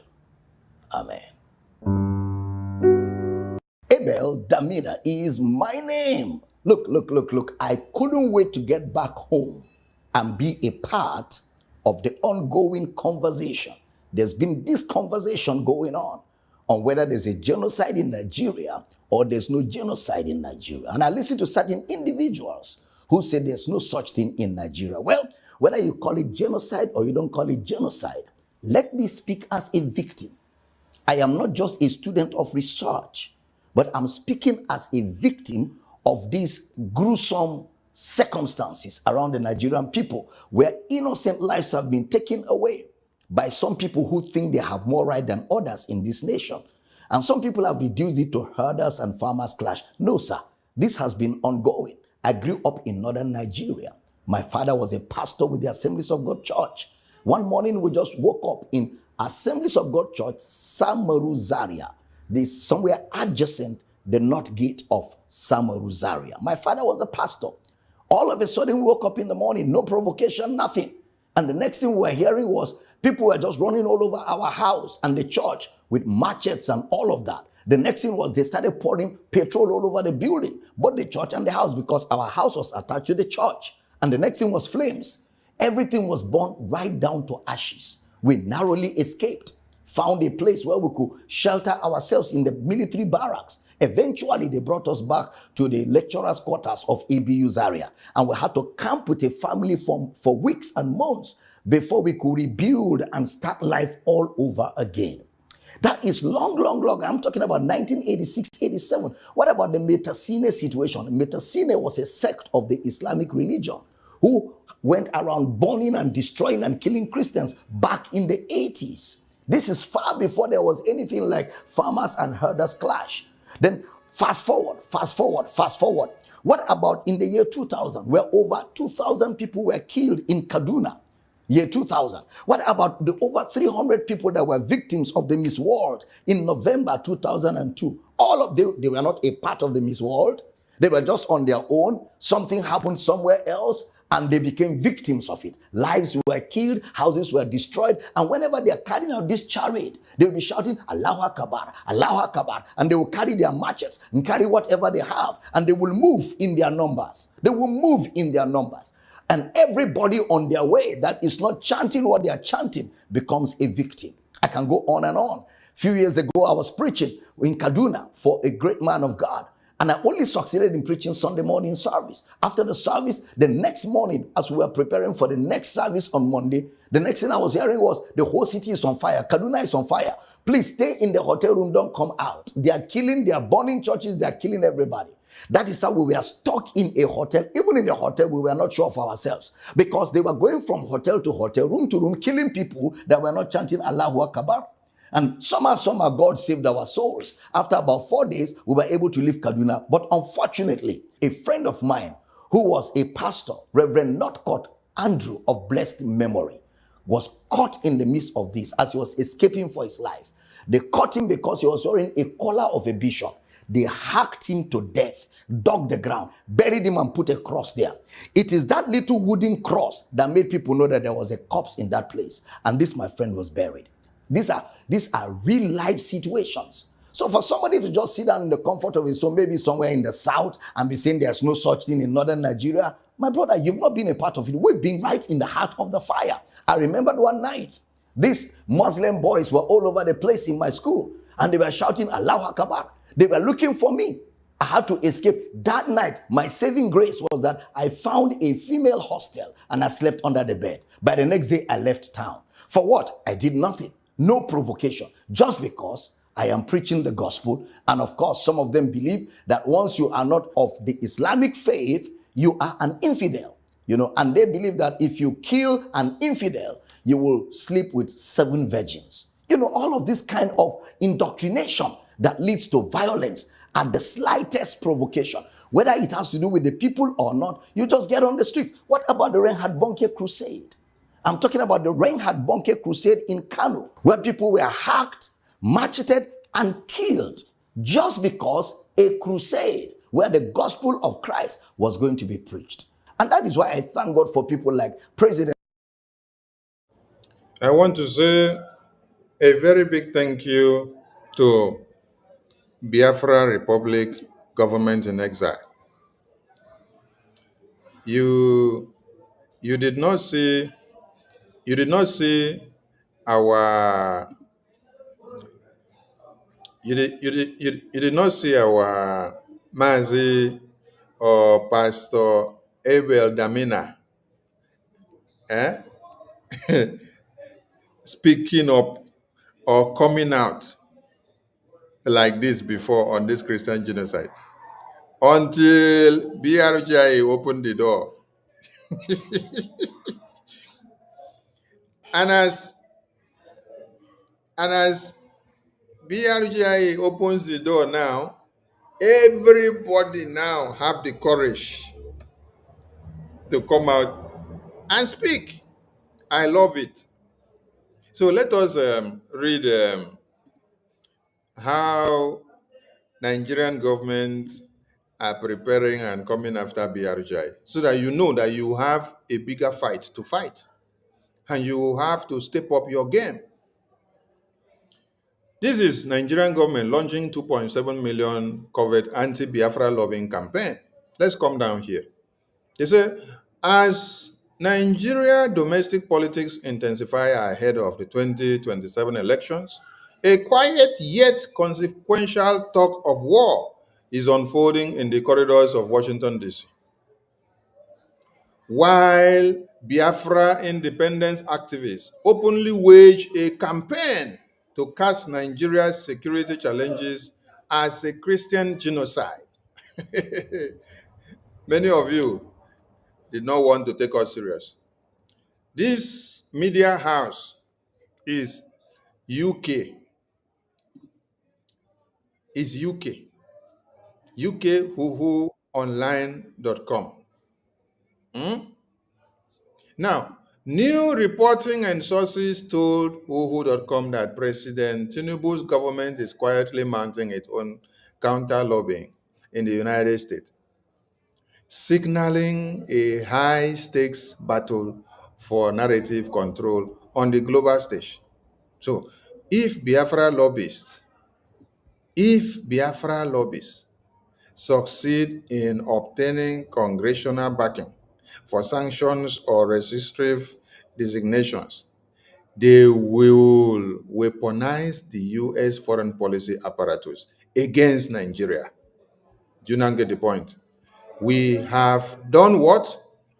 We have weaponized the U.S. foreign policy apparatus against Nigeria already. Because we have done what? We have succeeded in obtaining congressional backing for sanctions or restrictive designation of Nigeria. Are you getting the point? It is happening already. So, we have succeeded in weaponizing the U.S. foreign policy apparatus against Nigeria. And so, this says, for Tinubu, that will translate into additional international pressure on its security forces, diplomatic isolation, and credibility damage on one diplomatic source. Are you people seeing it? that Nigerian government is in one chance. BRGIE has succeedingly weaponized the U.S. foreign policy apparatus against Nigeria. BRGIE has successfully weaponized the U.S. foreign policy apparatus against Nigeria. And you all need to do what? To wake up and support BRGIE.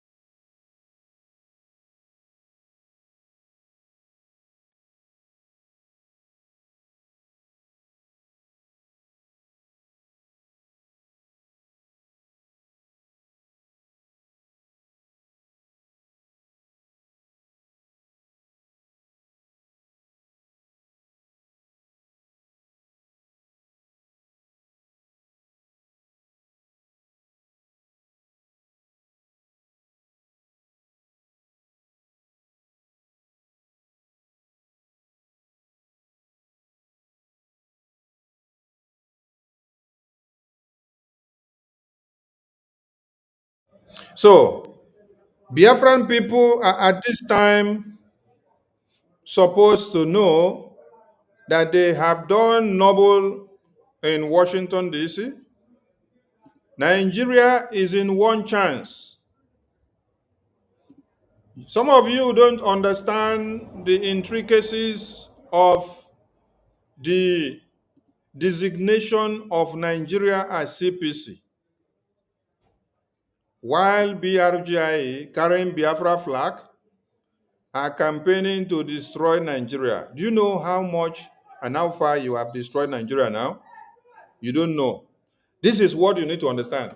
You have been able to weaponize the US policy apparatus against Nigeria. And this will affect Nigeria in international pressure on their security forces. Are you listening? Diplomatic isolation and credibility damage.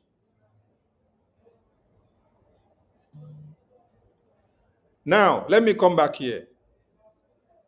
That this will translate into additional international pressure on the security forces of Nigeria. Now, let me explain this one to you. Did you now see that the Nigerian military forces, they are under international pressure now? Do you now understand it? The designation of Nigeria as a country of particular concern is one method of putting Nigerian military formations on international pressure. And this will be wobbling Nigeria like this. They are shrinking. This is a systematic pattern of you getting Biafra. And you have to wake up to support BRGIA. You have to wake up to support Biafra Defense Forces. Because we have been able to do what? Weaponize the US foreign policy apparatus against Nigeria. The designation of Nigeria as a country of particular concern has granted us the avenue to see sanctions on Nigeria, restrictive designations. We have, by this very act, weaponized the US foreign policy apparatus against Nigeria.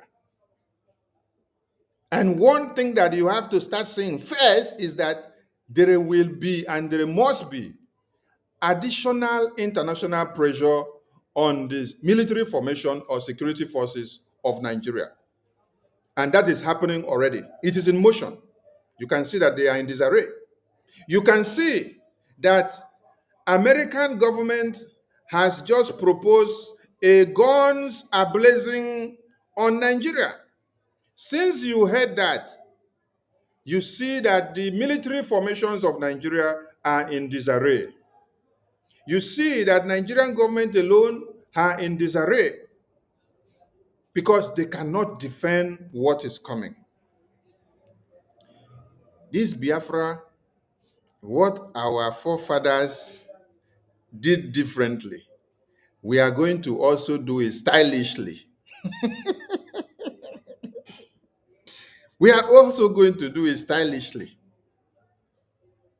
Our fathers fought with guns and bullets, and they did not have opportunity to have a one-on-one sit-down conversation with the US lawmakers to be able to deliberate and to talk and to discuss anything.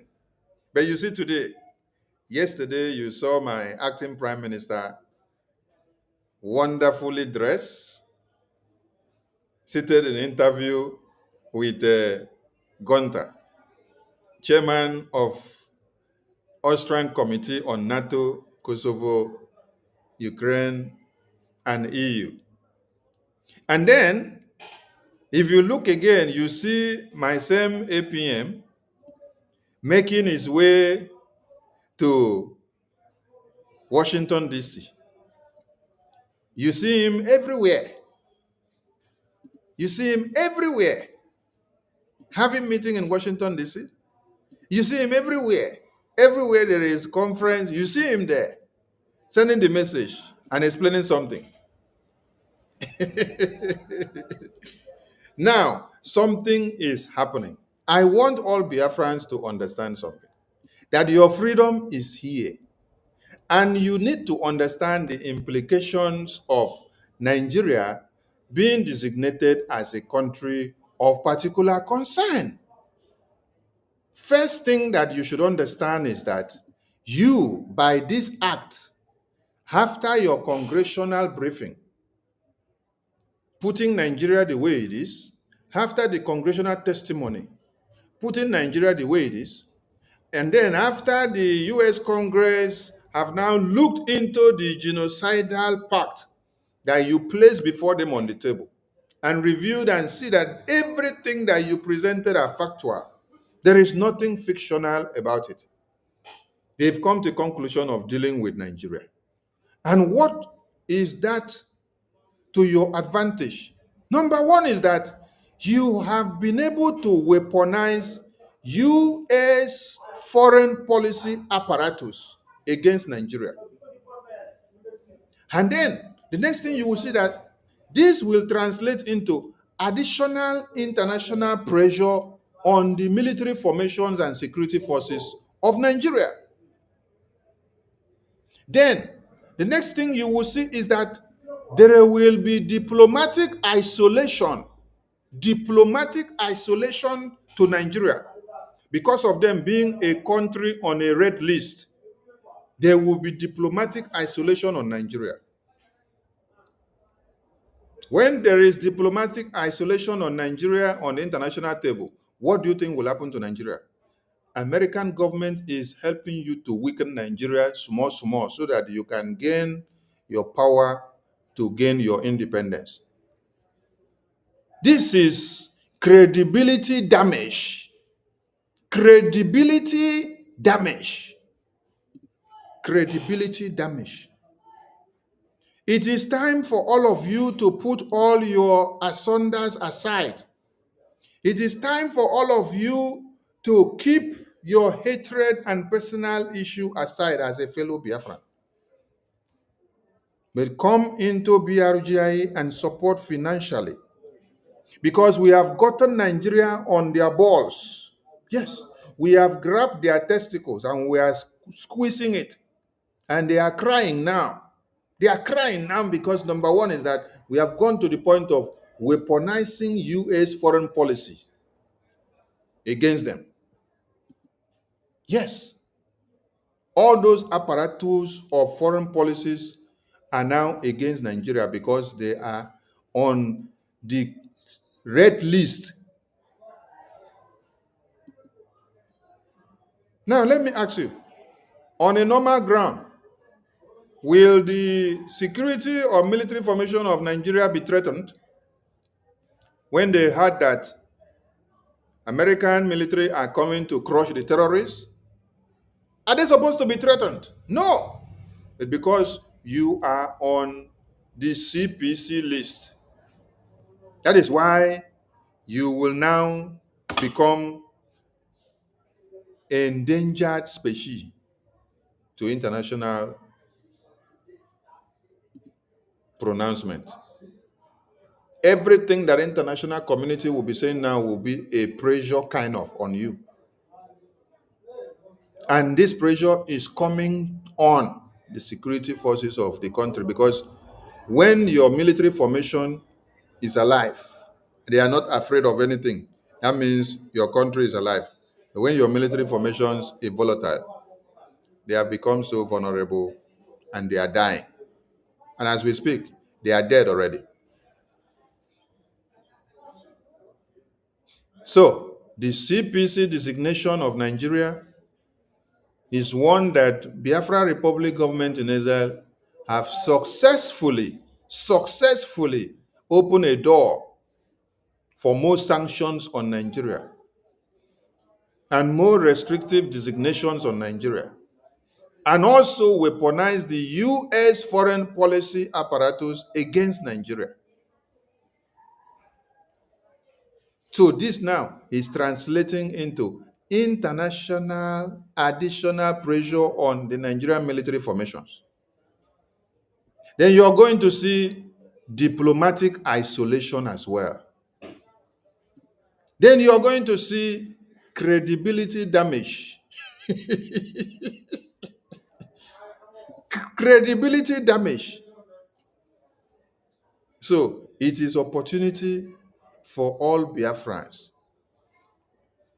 to now wake up.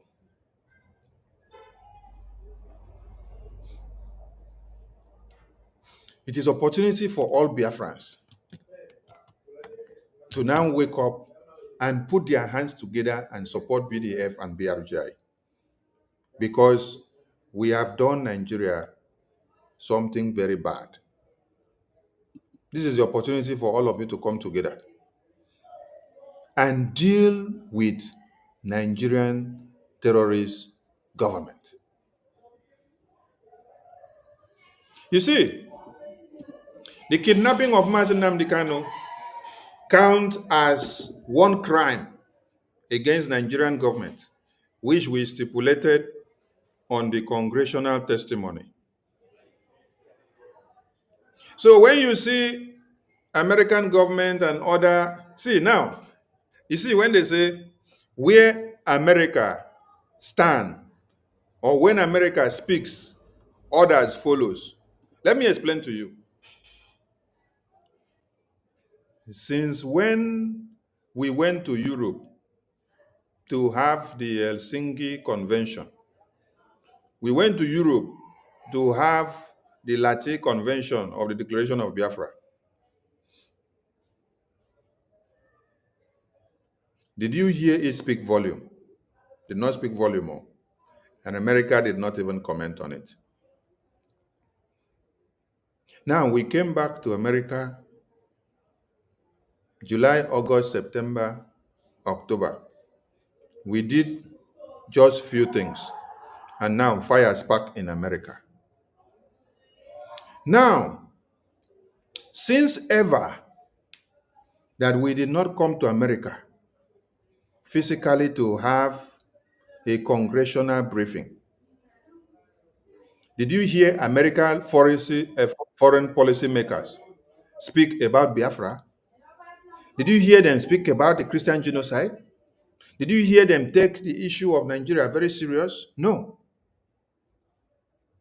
But immediately we held the garment of American Congress We entered there, we delivered the message boldly.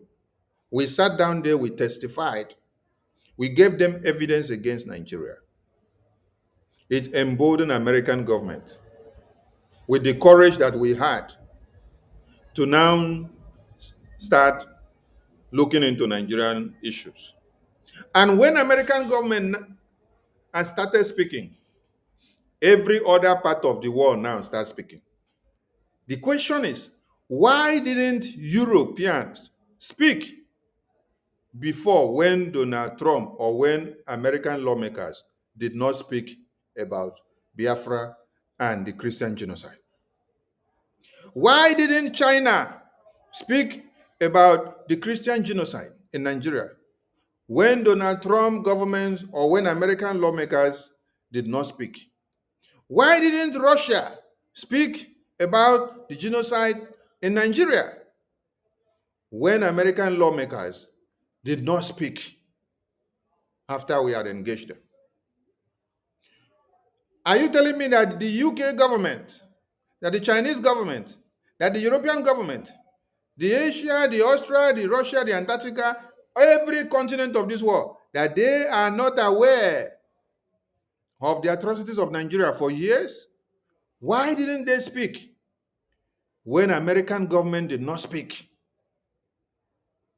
So they waited until when we rekindled the fire by grabbing the garment of the American Congress, going inside the White House, testifying and giving all evidence. American government now sat back. They review our congressional briefing. They review our congressional testimony. They add and minus. They juxtapose and saw that all what we said were factual. They went into investigation. They started speaking. Immediately they started speaking. That is when Europeans now started amplifying on what American lawmakers have said. That is when you now see lawmakers in UK also start speaking to amplify their voice on what American lawmakers have started pronouncing. That is when you now see people from Russia, you now see people from China, you now see people from Europe. They now start speaking, amplifying the voice of what American lawmakers have already spoken. If we did not held the garment of the US Congress and drag them till they start speaking, every other part of the world leaders would not speak because they will see it and keep quiet because they want to see Nigeria continue. Not minding the massacre of babies, women, and children. But only America have the courage to call a spade a spade. Every other countries, every other continent, they ignore. They say it is not their business. They only focus on the business deals that they have with Nigeria. They don't bloody care about how many babies, women, and children are massacred. Do you now understand when we say, when America speaks, others follows? Every world leader is keeping quiet and ignoring your cry on a daily basis. They wait until when they see America say something before they will come and also mimic. They just come to mimic. Some of them are not saying it with all their heart. They come to mimic what America has said so that you will not say, oh, they did not say something. Why is it that it's only America that has the plight of the Christians at heart, but every other country ignored the genocide of Christians in Nigeria and in Biafra land?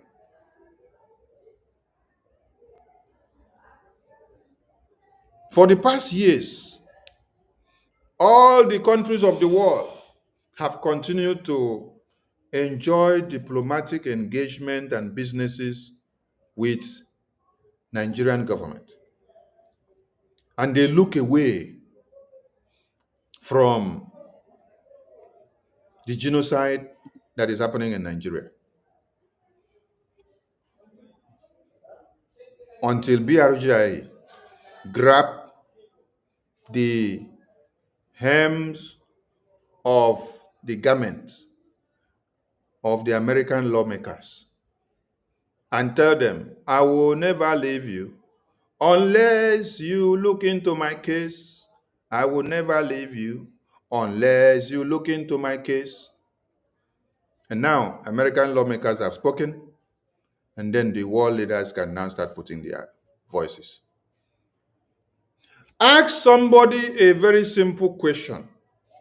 Why has Russia, China, Europe, UK, Asia not spoken about the Christian genocide since 2002?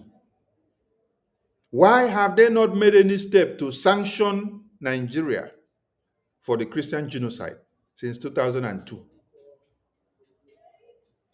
Why is it that for the past 10 or 20 years, is only America that sees the importance of sanctioning Nigeria for supervising the genocide on Christians? Donald Trump did it when he was the president in 2018. And he has come back again. American government is still doing it again.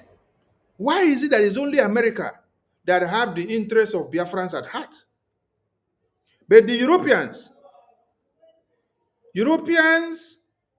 the European Commission, they have done so well by aligning with Nigeria because of oil and gas to imprison our prime minister.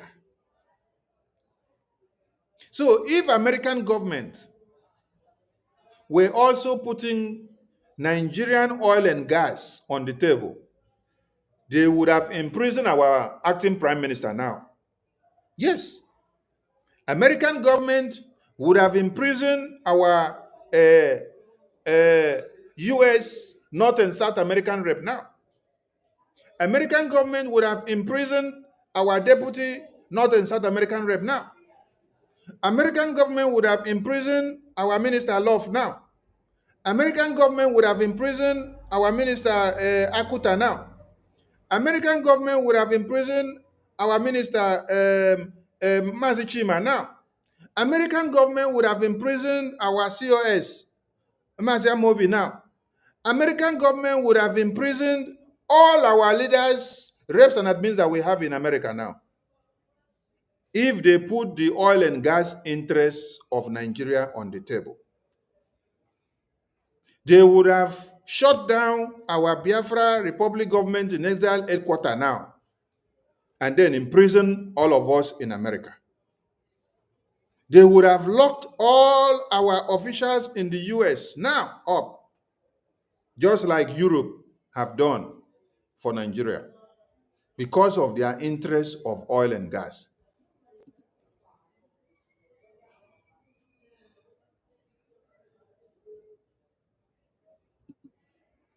Do you think that if Mazi Nnamdi Kanu was in America or he was using American passport,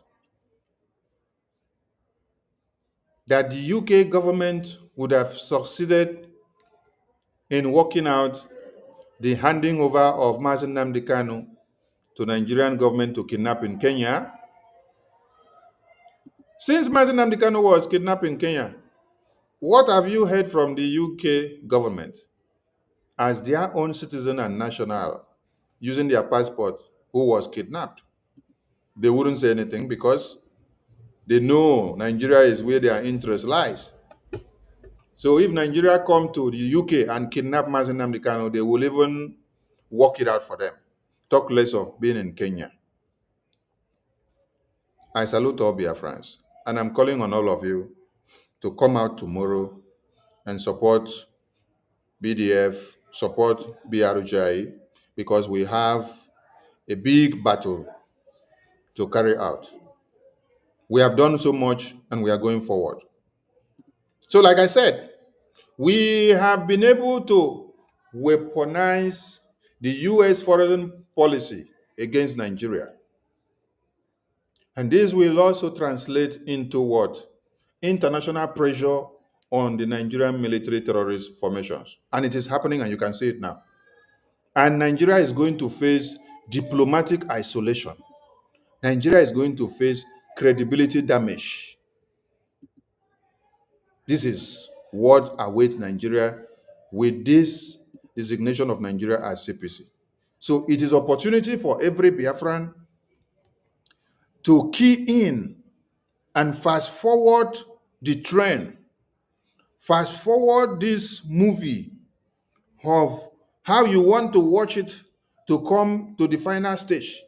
Come in and support Biafra now more than before, because the table is open for us to dine.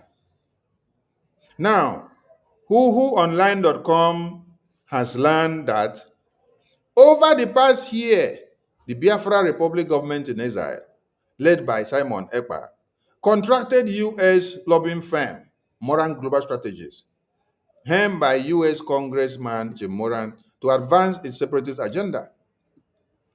Then, multiple U.S. congressional sources confirmed to whoonline.com that BRGIE and Moran Global Strategies have fed U.S. Republicans, including Senator Ted Cruz, data and testimonies depicting alleged massacres of Christian communities in Nigeria.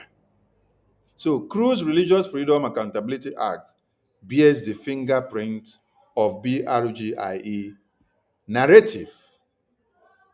Are you reading the news very well and are you understanding it? Okay. The bill accuses Nigeria of mass murder, seeks to sanction security officials, and recommends reclassifying Nigeria as country of particular concern. Public materials, including Biafra referendum dossier, claiming over 50 million participants, have been submitted to the U.S. regulatory filings under FARA to shape the perception. But this narrative push carries obvious danger. Once accepted in U.S. policymaking circles, such framing can attract sanctions, humanitarian interventions, or diplomatic pressure against Nigeria. Do you now understand the significance of designating Nigeria as CPC and what BRGI is doing to Nigeria? Okay. Now, facing this mounting assault on Nigeria's image, the presidency of Nigeria has not stayed idle. In January 2025, a media expose claimed President Tinubu's team engaged multiple U.S. lobbies and PR firms, reporting $2.7 million outlay to rehabilitate his image in Washington, D.C., after scandals over certificate irregularities and drug allegations. This is the kind of president that you people have in Nigeria. A president that is lobbying to erase his name from the system because of his narcotic business and certificate scandal. Now, when you look at the news that has been circulating for days now, you can see that American government are going after some of the narcotic vessels. And let me bring something to the screen. I hope I see this thing very fast because we don't have much time to waste. So, if your president is a drug lord and is finding a way to clean his name from the US system so that the US government will not get him. And then now, Nigerian government is in a quagmire and they are going to face international sanctions and they are already facing international sanctions. What will be the fate of Nigerians when your presidency cannot visit America because of his drug case file?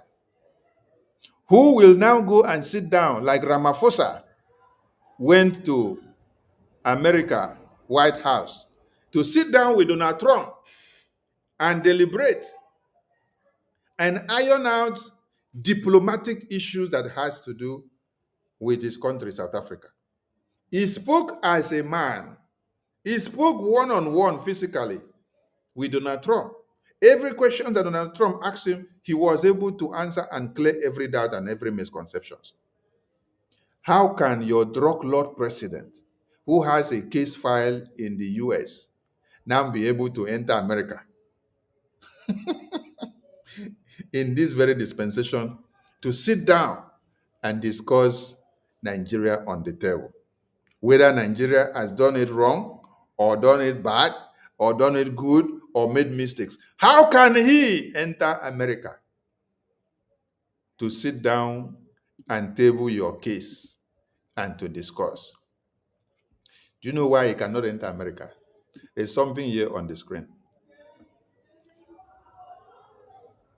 This happened, I think, 3 or 4 days ago. The United Kingdom suspends some intelligence sharing with the US over boat strike concerns in major break.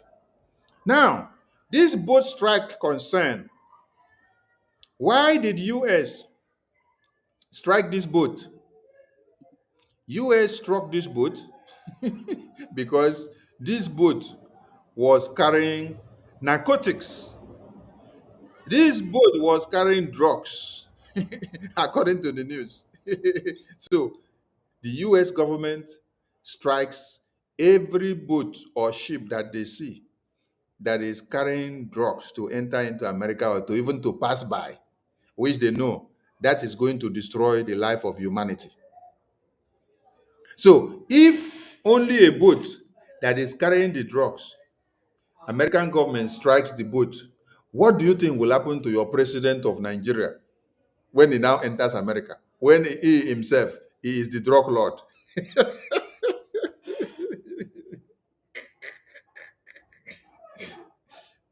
When your president of Nigeria now happens to be the drug lord himself, what do you think will happen to him if he enters America? Don't tell me that American government will bomb him the way they bombed the boat. But the fact here is that the drug lord president cannot enter America to go and sit down one-on-one and discuss with the president of America or the lawmakers of America for anything for you as a Nigerian. Why? Because he has a case like this that is lingering. This is the case that is lingering that cannot allow him to be there. Do you see what is on the screen? In January 2025, a media exposed claim President Tinubu's team engaged multiple US lobbies and PR firms, reporting a $2.7 million outlay to rehabilitate his image in Washington after scandals over certificate irregularities and drug allegations. This is why, as Nigeria is in problem now, in this time of diplomatic isolation now, in this time that we have been able to weaponize US foreign policies against Nigeria with all the apparatus now, at this time that we've been able to see that sanctions go to Nigeria now, the Nigerian presidency cannot visit America to sit down one-on-one to discuss. Who did you see that visited America?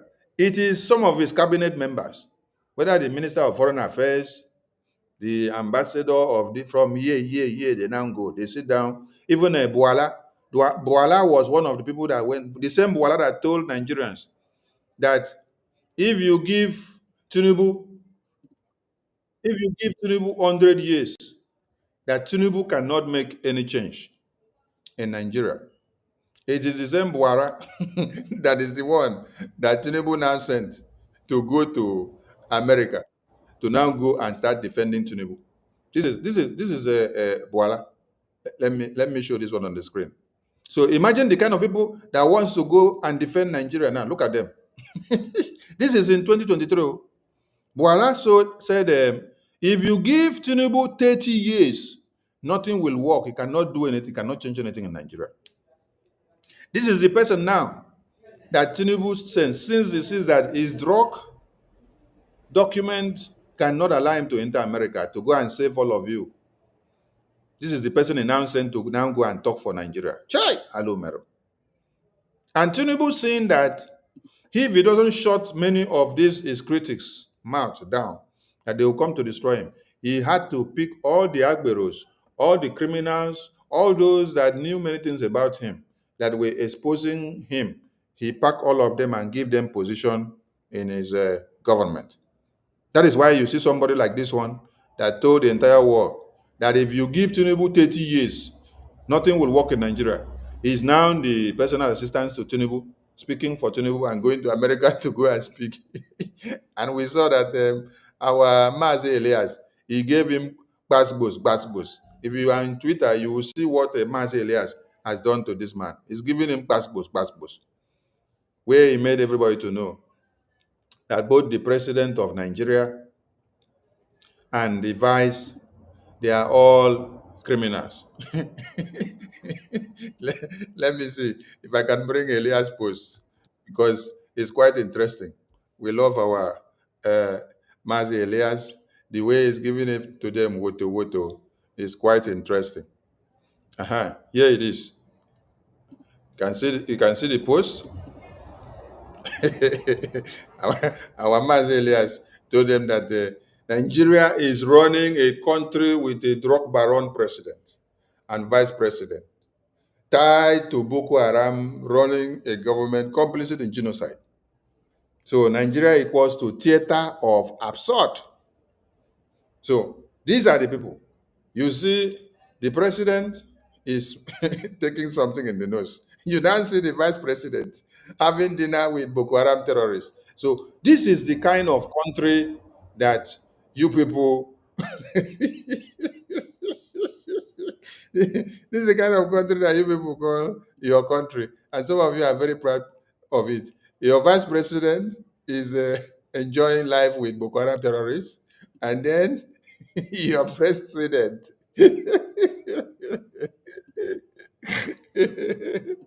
Oh my God. Anyway, let me go back to what I was reading, because you guys are making me enjoy this evening broadcast so much. So, the contract was said to include Lenape Legal Davis Pauling, among others. And according to that report, one or some of these contracts were signed under the label of the government of Nigeria. The contract were signed under the label of the government of Nigeria. So possibly to Mark's personal involvement.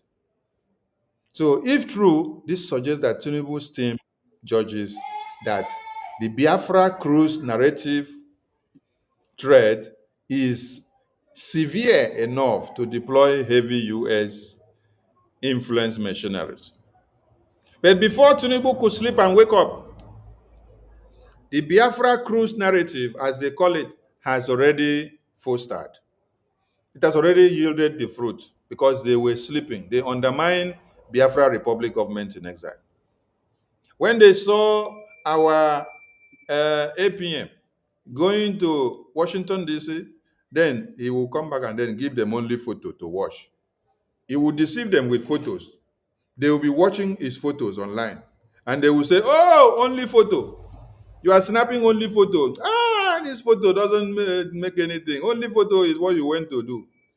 Did you think that he will come and play the audio and the video of the meeting discussion that they had?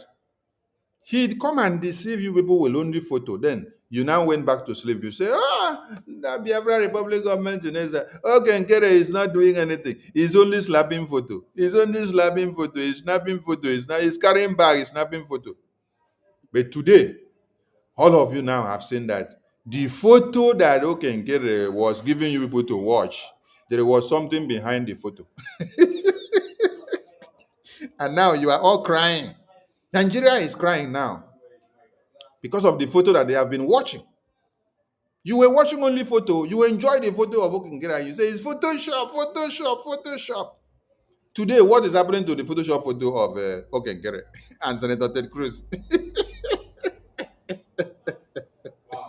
Hey, from Photoshop of Okengere to Nigeria being sanctioned, just like that. Una sleep, wake up. Una see say Photoshop of Okengere, una say that Photoshop, it don't become sanctioned to Nigeria. This is how you people will sleep in Nigeria and wake up and see yourself in Biafra, because you will not still take us serious. Yes. God will harden the heart of Pharaoh to the point that you will continue to remain adamant. You will continue to remain stupid. You will continue to remain blatant in whatever we say. We will call you and say, come and join us. You say, no, we are not making any difference. We are not doing this. We are not doing that. And by the time you sleep and wake up, you will see that another sanction has been dropped on Nigeria. This first one alone is the beginning. Another sanction will soon drop on Nigeria. As it stands already, the military formations of Nigeria is on international pressure because we've been able to weaponize the U.S. foreign policy apparatus against Nigeria. And there is going to be international diplomatic isolations, credibility damage on Nigeria. You people are taking BRGIA for a joke. But Nigerian government are confessing here. The UK government media houses that went to do investigation, they are confessing of what BRGIA have been doing behind the scene and what has come out to play in the physical, which many people did not take us serious. Because they were calling it Biafra Cruise, Biafra and Cruise narrative. That is how they were calling it. But now, the Biafra and Cruise narrative, the Biafra and Cruise narrative has become something else. And Nigeria is going into coma. Imagine that Nigerian government officials are traveling to America all of a sudden to come and have meeting in America. Since Tinubu, let me make it clear to some of you. Since Tinubu came into power, Tinubu dissolved the ambassadors that were available in where? US. He did not care to appoint new ambassadors because he took it to be useless. Not even international lobbying, because they were not taking Biafra Republic government in Israel to be serious. Those that they have paid to destroy and disturb us were guaranteeing them that Okengere cannot go to anywhere. Okengere cannot achieve nothing. Okengere cannot do anything. That the Nigerian government should go and relax. That Okengere is not, that he cannot give anything, cannot do anything, cannot touch them. So they went to sleep. But they sent them to come and attack our finance. They attack. We shrink them off.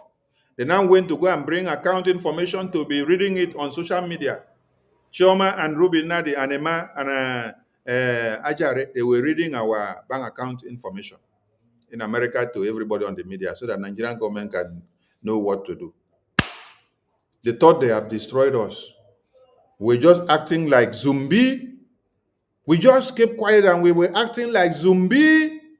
When everybody say, hey, Minister of Information, why are you not responding to the movement of account of BRGI that Emma and Chioma and Ruby Nadi and Vama are sharing on the social media? I said, media team, ignore them. We have something important that we are working on. And they were making noise everywhere. After they have blocked website for 3 months,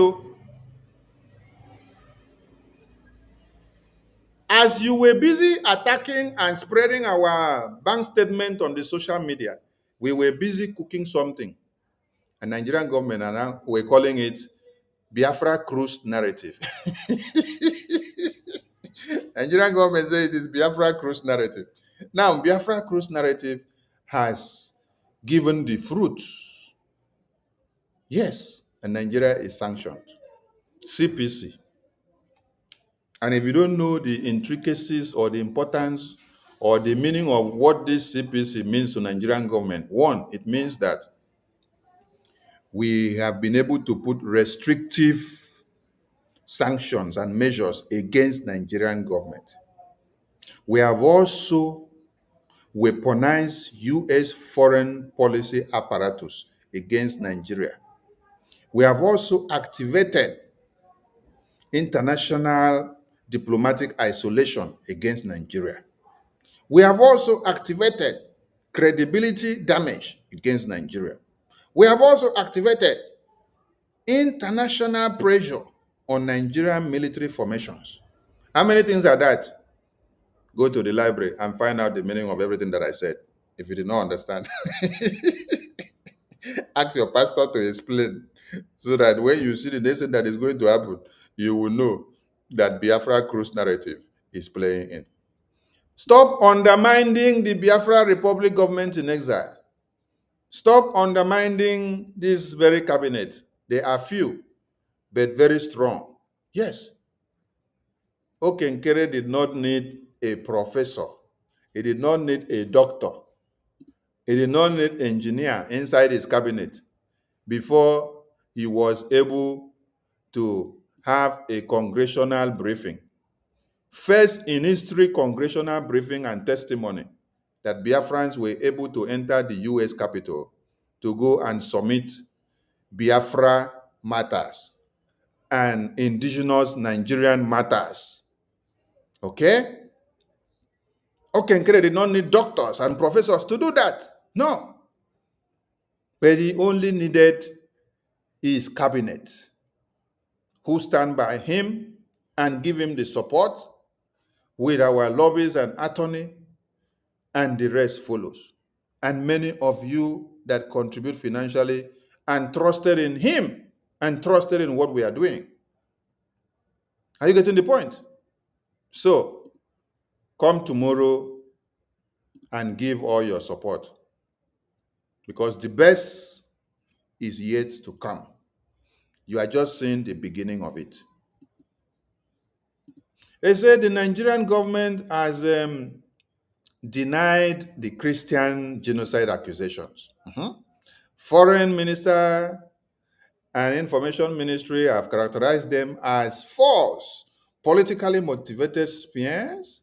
Diplomatically, Nigeria has signaled readiness to counter these claims. But have they been able to counter it? They are running to America, coming everywhere, left, right, and center. Now they are sleeping in America. They are trying diplomatic channels and perhaps engaging its own Washington-based advocates, but it is not yielding fruit. Thus, Tinubu's response appears dual. He said, public pushback and private influence operations.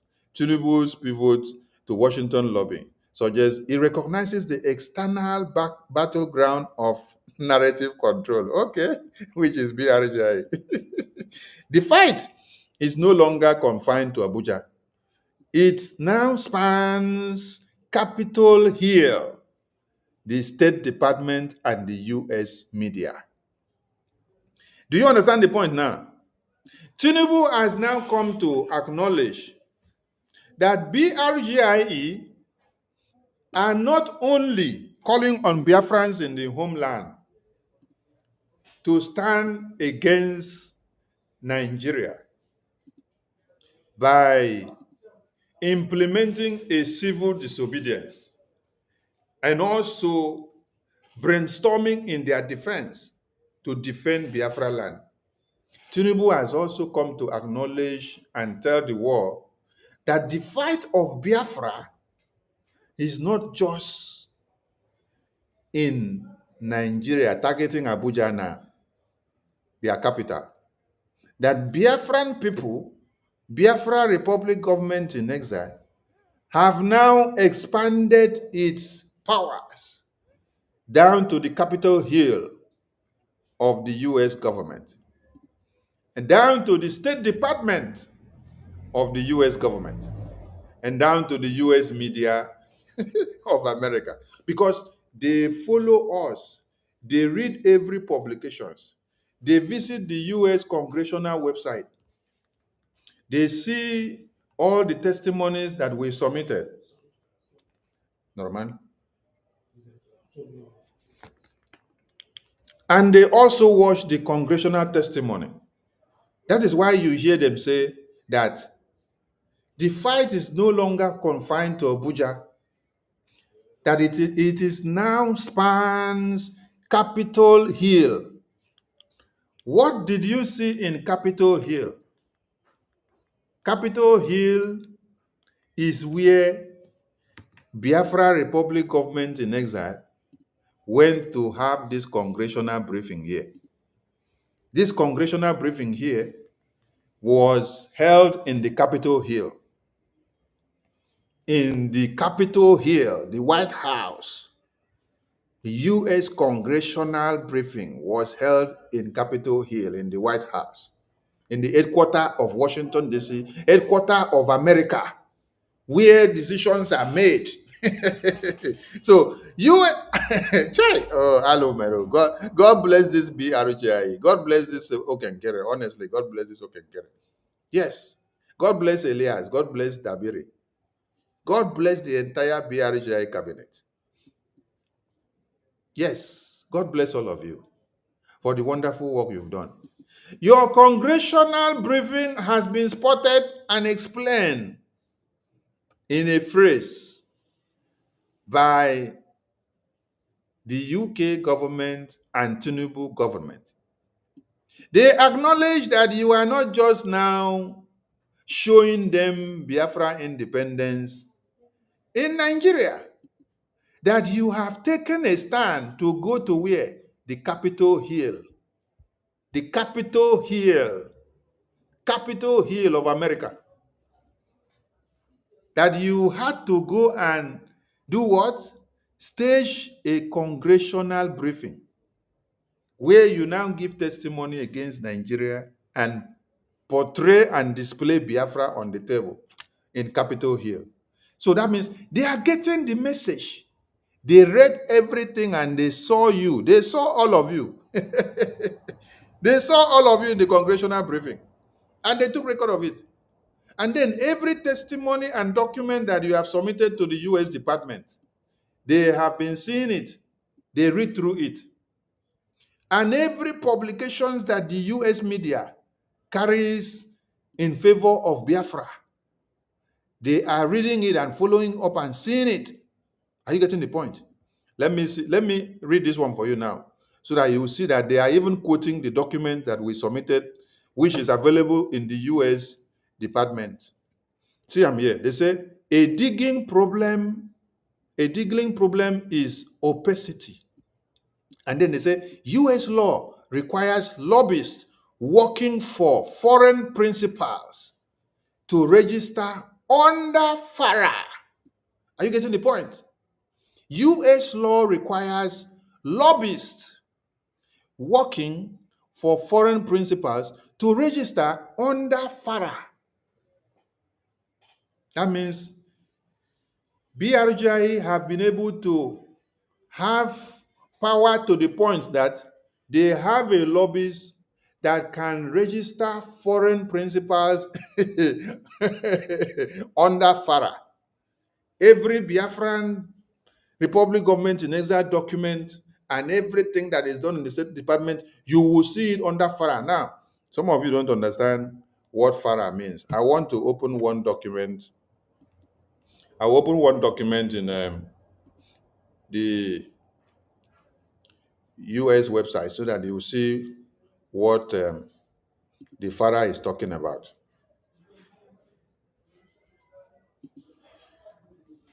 Let me go to our US website, our government website. Now, this is our government website. Now, I believe everyone can see the screen. Okay. Now, here, we say BRGIE in talks with US government over deal and makes offer public. When I click on this photo, so it will open the document file inside the FARA website. The FARA is the US government website. So that file that I click, that photo I click in our website, this is where it has taken me to. So it's now available in the US government website. That is, if you look at what I'm displaying here now, they say received by NSD FARA registration unit 07/21/2025. Then they say this material is distributed by Moran Global Strategies Incorporation on behalf of Biafra Republic Government in Exile. Additional information is available at the Department of Justice, Washington, D.C. This is a document of the deal that BRGI submitted to the US government. And this document is well documented in the American government website. So, Nigerian government are telling you that they have done investigation to see that before any foreign principal is able to register any document in the American government system, they must have gotten a well-renowned lobbyist who will now be able to work everything, align and file everything to be in line with the US government ethics, that those things will be available in the US government system. So you see where they quoted the FARA? You see the FARA now. Can you all see the FARA now, which I read from there? So these people have been sitting down to follow and read and investigate everything that BRGIA are doing. And they are checking everything as if they are not checking. And they are speaking now that the time of speaking is now coming. Now, let me go back. Let me now go back to where I was reading. You now see where the FARA came from. That is where I wanted you to see. That is the US government website. See it here now. They say US law requires lobbyists working for foreign principals to register under FARA. Do you now see how they are panicking about waking up to see that a deal and every document and every testimony and petition that BRGIA are submitting to the US government, that these documents are found online in US Department website, the Justice Department, and everywhere. Go and check online in US, you will find it. It is not hidden. It is open for everybody to go and read. So they can access it from Nigeria. They can read through it and see everything that we are doing and know that we are not joking. We are not doing underground. We are not hiding our faces, but we are actually working things out. So you see the cry of Nigerian government. Okay, they've understood that BRGI have gone very far. So they say, but if Nigeria's contracts are channeled via shell entities or labeled image management, true accountability becomes elusive. Yes. The possibility of undisclosed influence peddling looms. Within Nigeria, these Washington skirmishes reinforce a message that Tinubu is playing a global chess game, not just a national one. Opposition voices may interpret it as diversion from pressing governance issues. Yet, the presidency may argue that the safeguarding Nigeria's image and sovereignty against external narrative is itself a national duty. So, this is where we are now, which you all have to understand and see what is actually happening. Because there is fire on the mountain and Faunyash is burning, and they don't want to listen and hear that their nyash is burning, and it is actually burning. This is where you need to see it, and this is where you need to look at it and understand.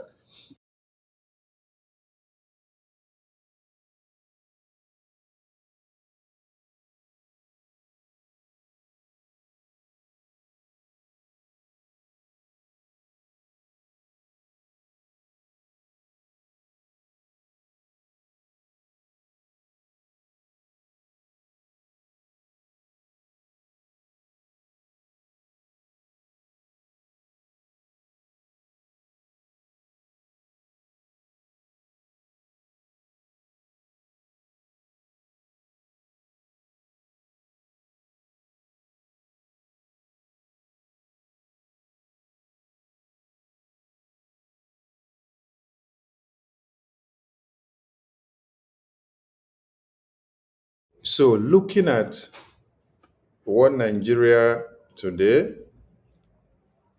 and looking at the situation that BRGI have knocked them put, it is evident that Biafra is here and we are going very fast.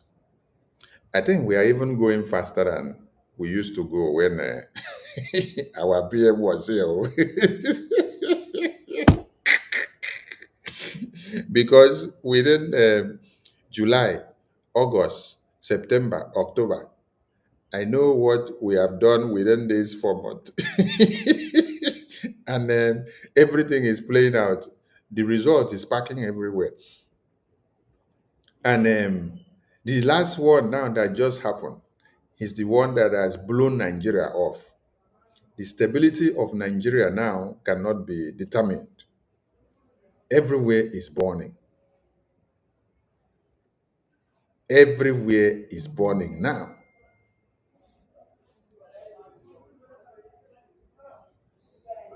Why didn't Nigerian government be traveling to America before to go and plead America to come and stand with them to fight the terrorists? Instead, they were blocking the reportage of the Christian genocide, the Biafran genocide, away from the American government. There is power in lobbying, and we must continue. So we call on all Biafrans to wake up.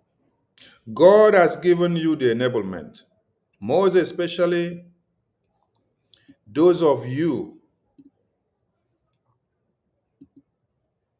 that are in America, UK, Europe, Asia, Australia. If you know you're not in Africa, where our life is deplorable, but you are in the Western world, remember that God placed you in the Western world for a reason like this, for a time like this, so that you can be a candle light to light up the freedom of the Biafran people. Come out from wherever you are. Come and join our fundraising tomorrow and support the Biafran cause. Yes, it is a cause that is legitimate. It is a cause that we all must fight for. It is a cause that we need to use to be able to liberate and free our people.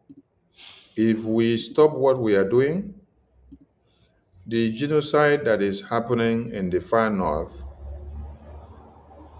if we stop what we are doing, the genocide that is happening in the far north and in the middle belt, it will shift down to Biafra land because we are actually the people that they are targeting.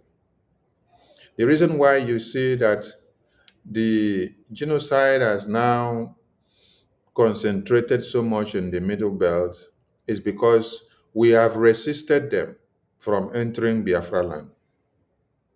We have sacrificed in the cause of this resistance and fighting them back.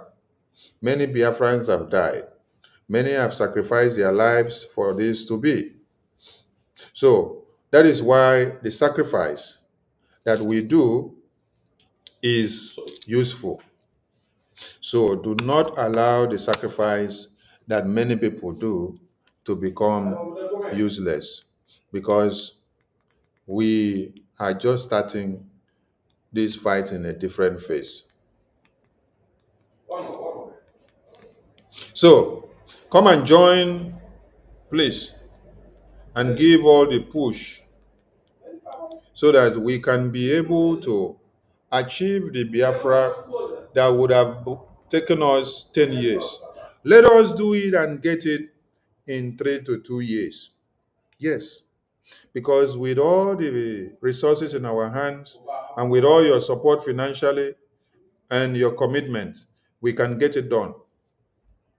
Come out and support Biafra Defense Forces. Come out and support the Biafra Republic government in exile. Come out and support our men and women that are putting their lives on the line to see that the Biafra land is defended and protected against these terrorists.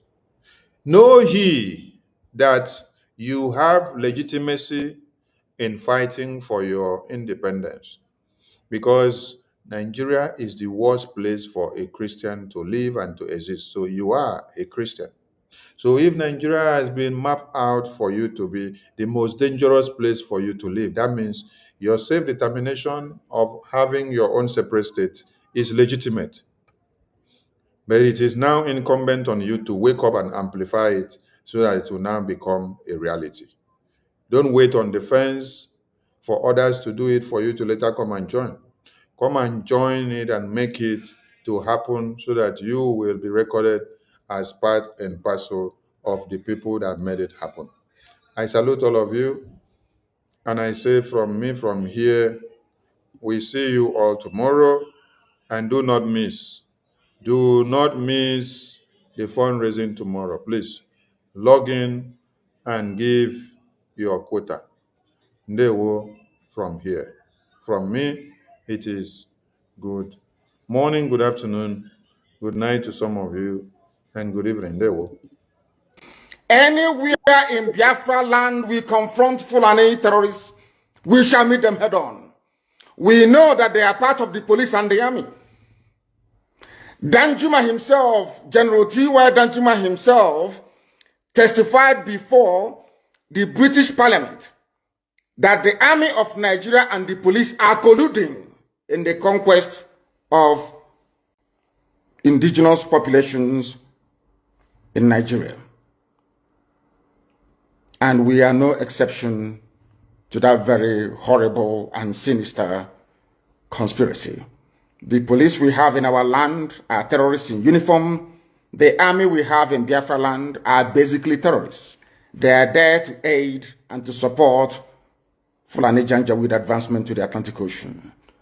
And we are there to stop them, and we are stopping them, and will continue to stop them. A few days ago, as I said, we embedded our men and women of the Northern Command of Eastern Security Network. When we said Northern Command, people were confused. Biafra land is a nation. We have Northern Biafra, we have Central, we have the South, which is the coastal region, we have the East, and we have the West. When I talk about the Northern Command, I'm talking about the northern part of Biafra land, which incidentally starts from Benue State. So we are right to be there. If you don't want us to be in Benue State, quietly go back to Abuja and appeal to them. Tell them to release Igbo people in Benue and carve them back into Ebonyi State, where they should belong, or Enugu State, as the case may be. Therefore, anybody, you know, one thing about Nigeria is that anywhere in Biafra land we confront Fulani terrorists, we shall meet them head on. We know that they are part of the police and the army. Danjuma himself, General T.Y. Danjuma himself, testified before. We have 3 ex-former presidents of Nigeria. They all said Nigeria is a mere geographical expression, that is never a country, that the British government trying to make it work, but the people are not united. It's not working. Tafawa Balawa said it. Nnamdi Azikiwe, former president, said it. Former President Goodluck Jonathan. They all acknowledge that Nigeria is not a country. Why are we forcing these people to be together? Why they are different people? So we urge EU to do the right thing. Thank you very much.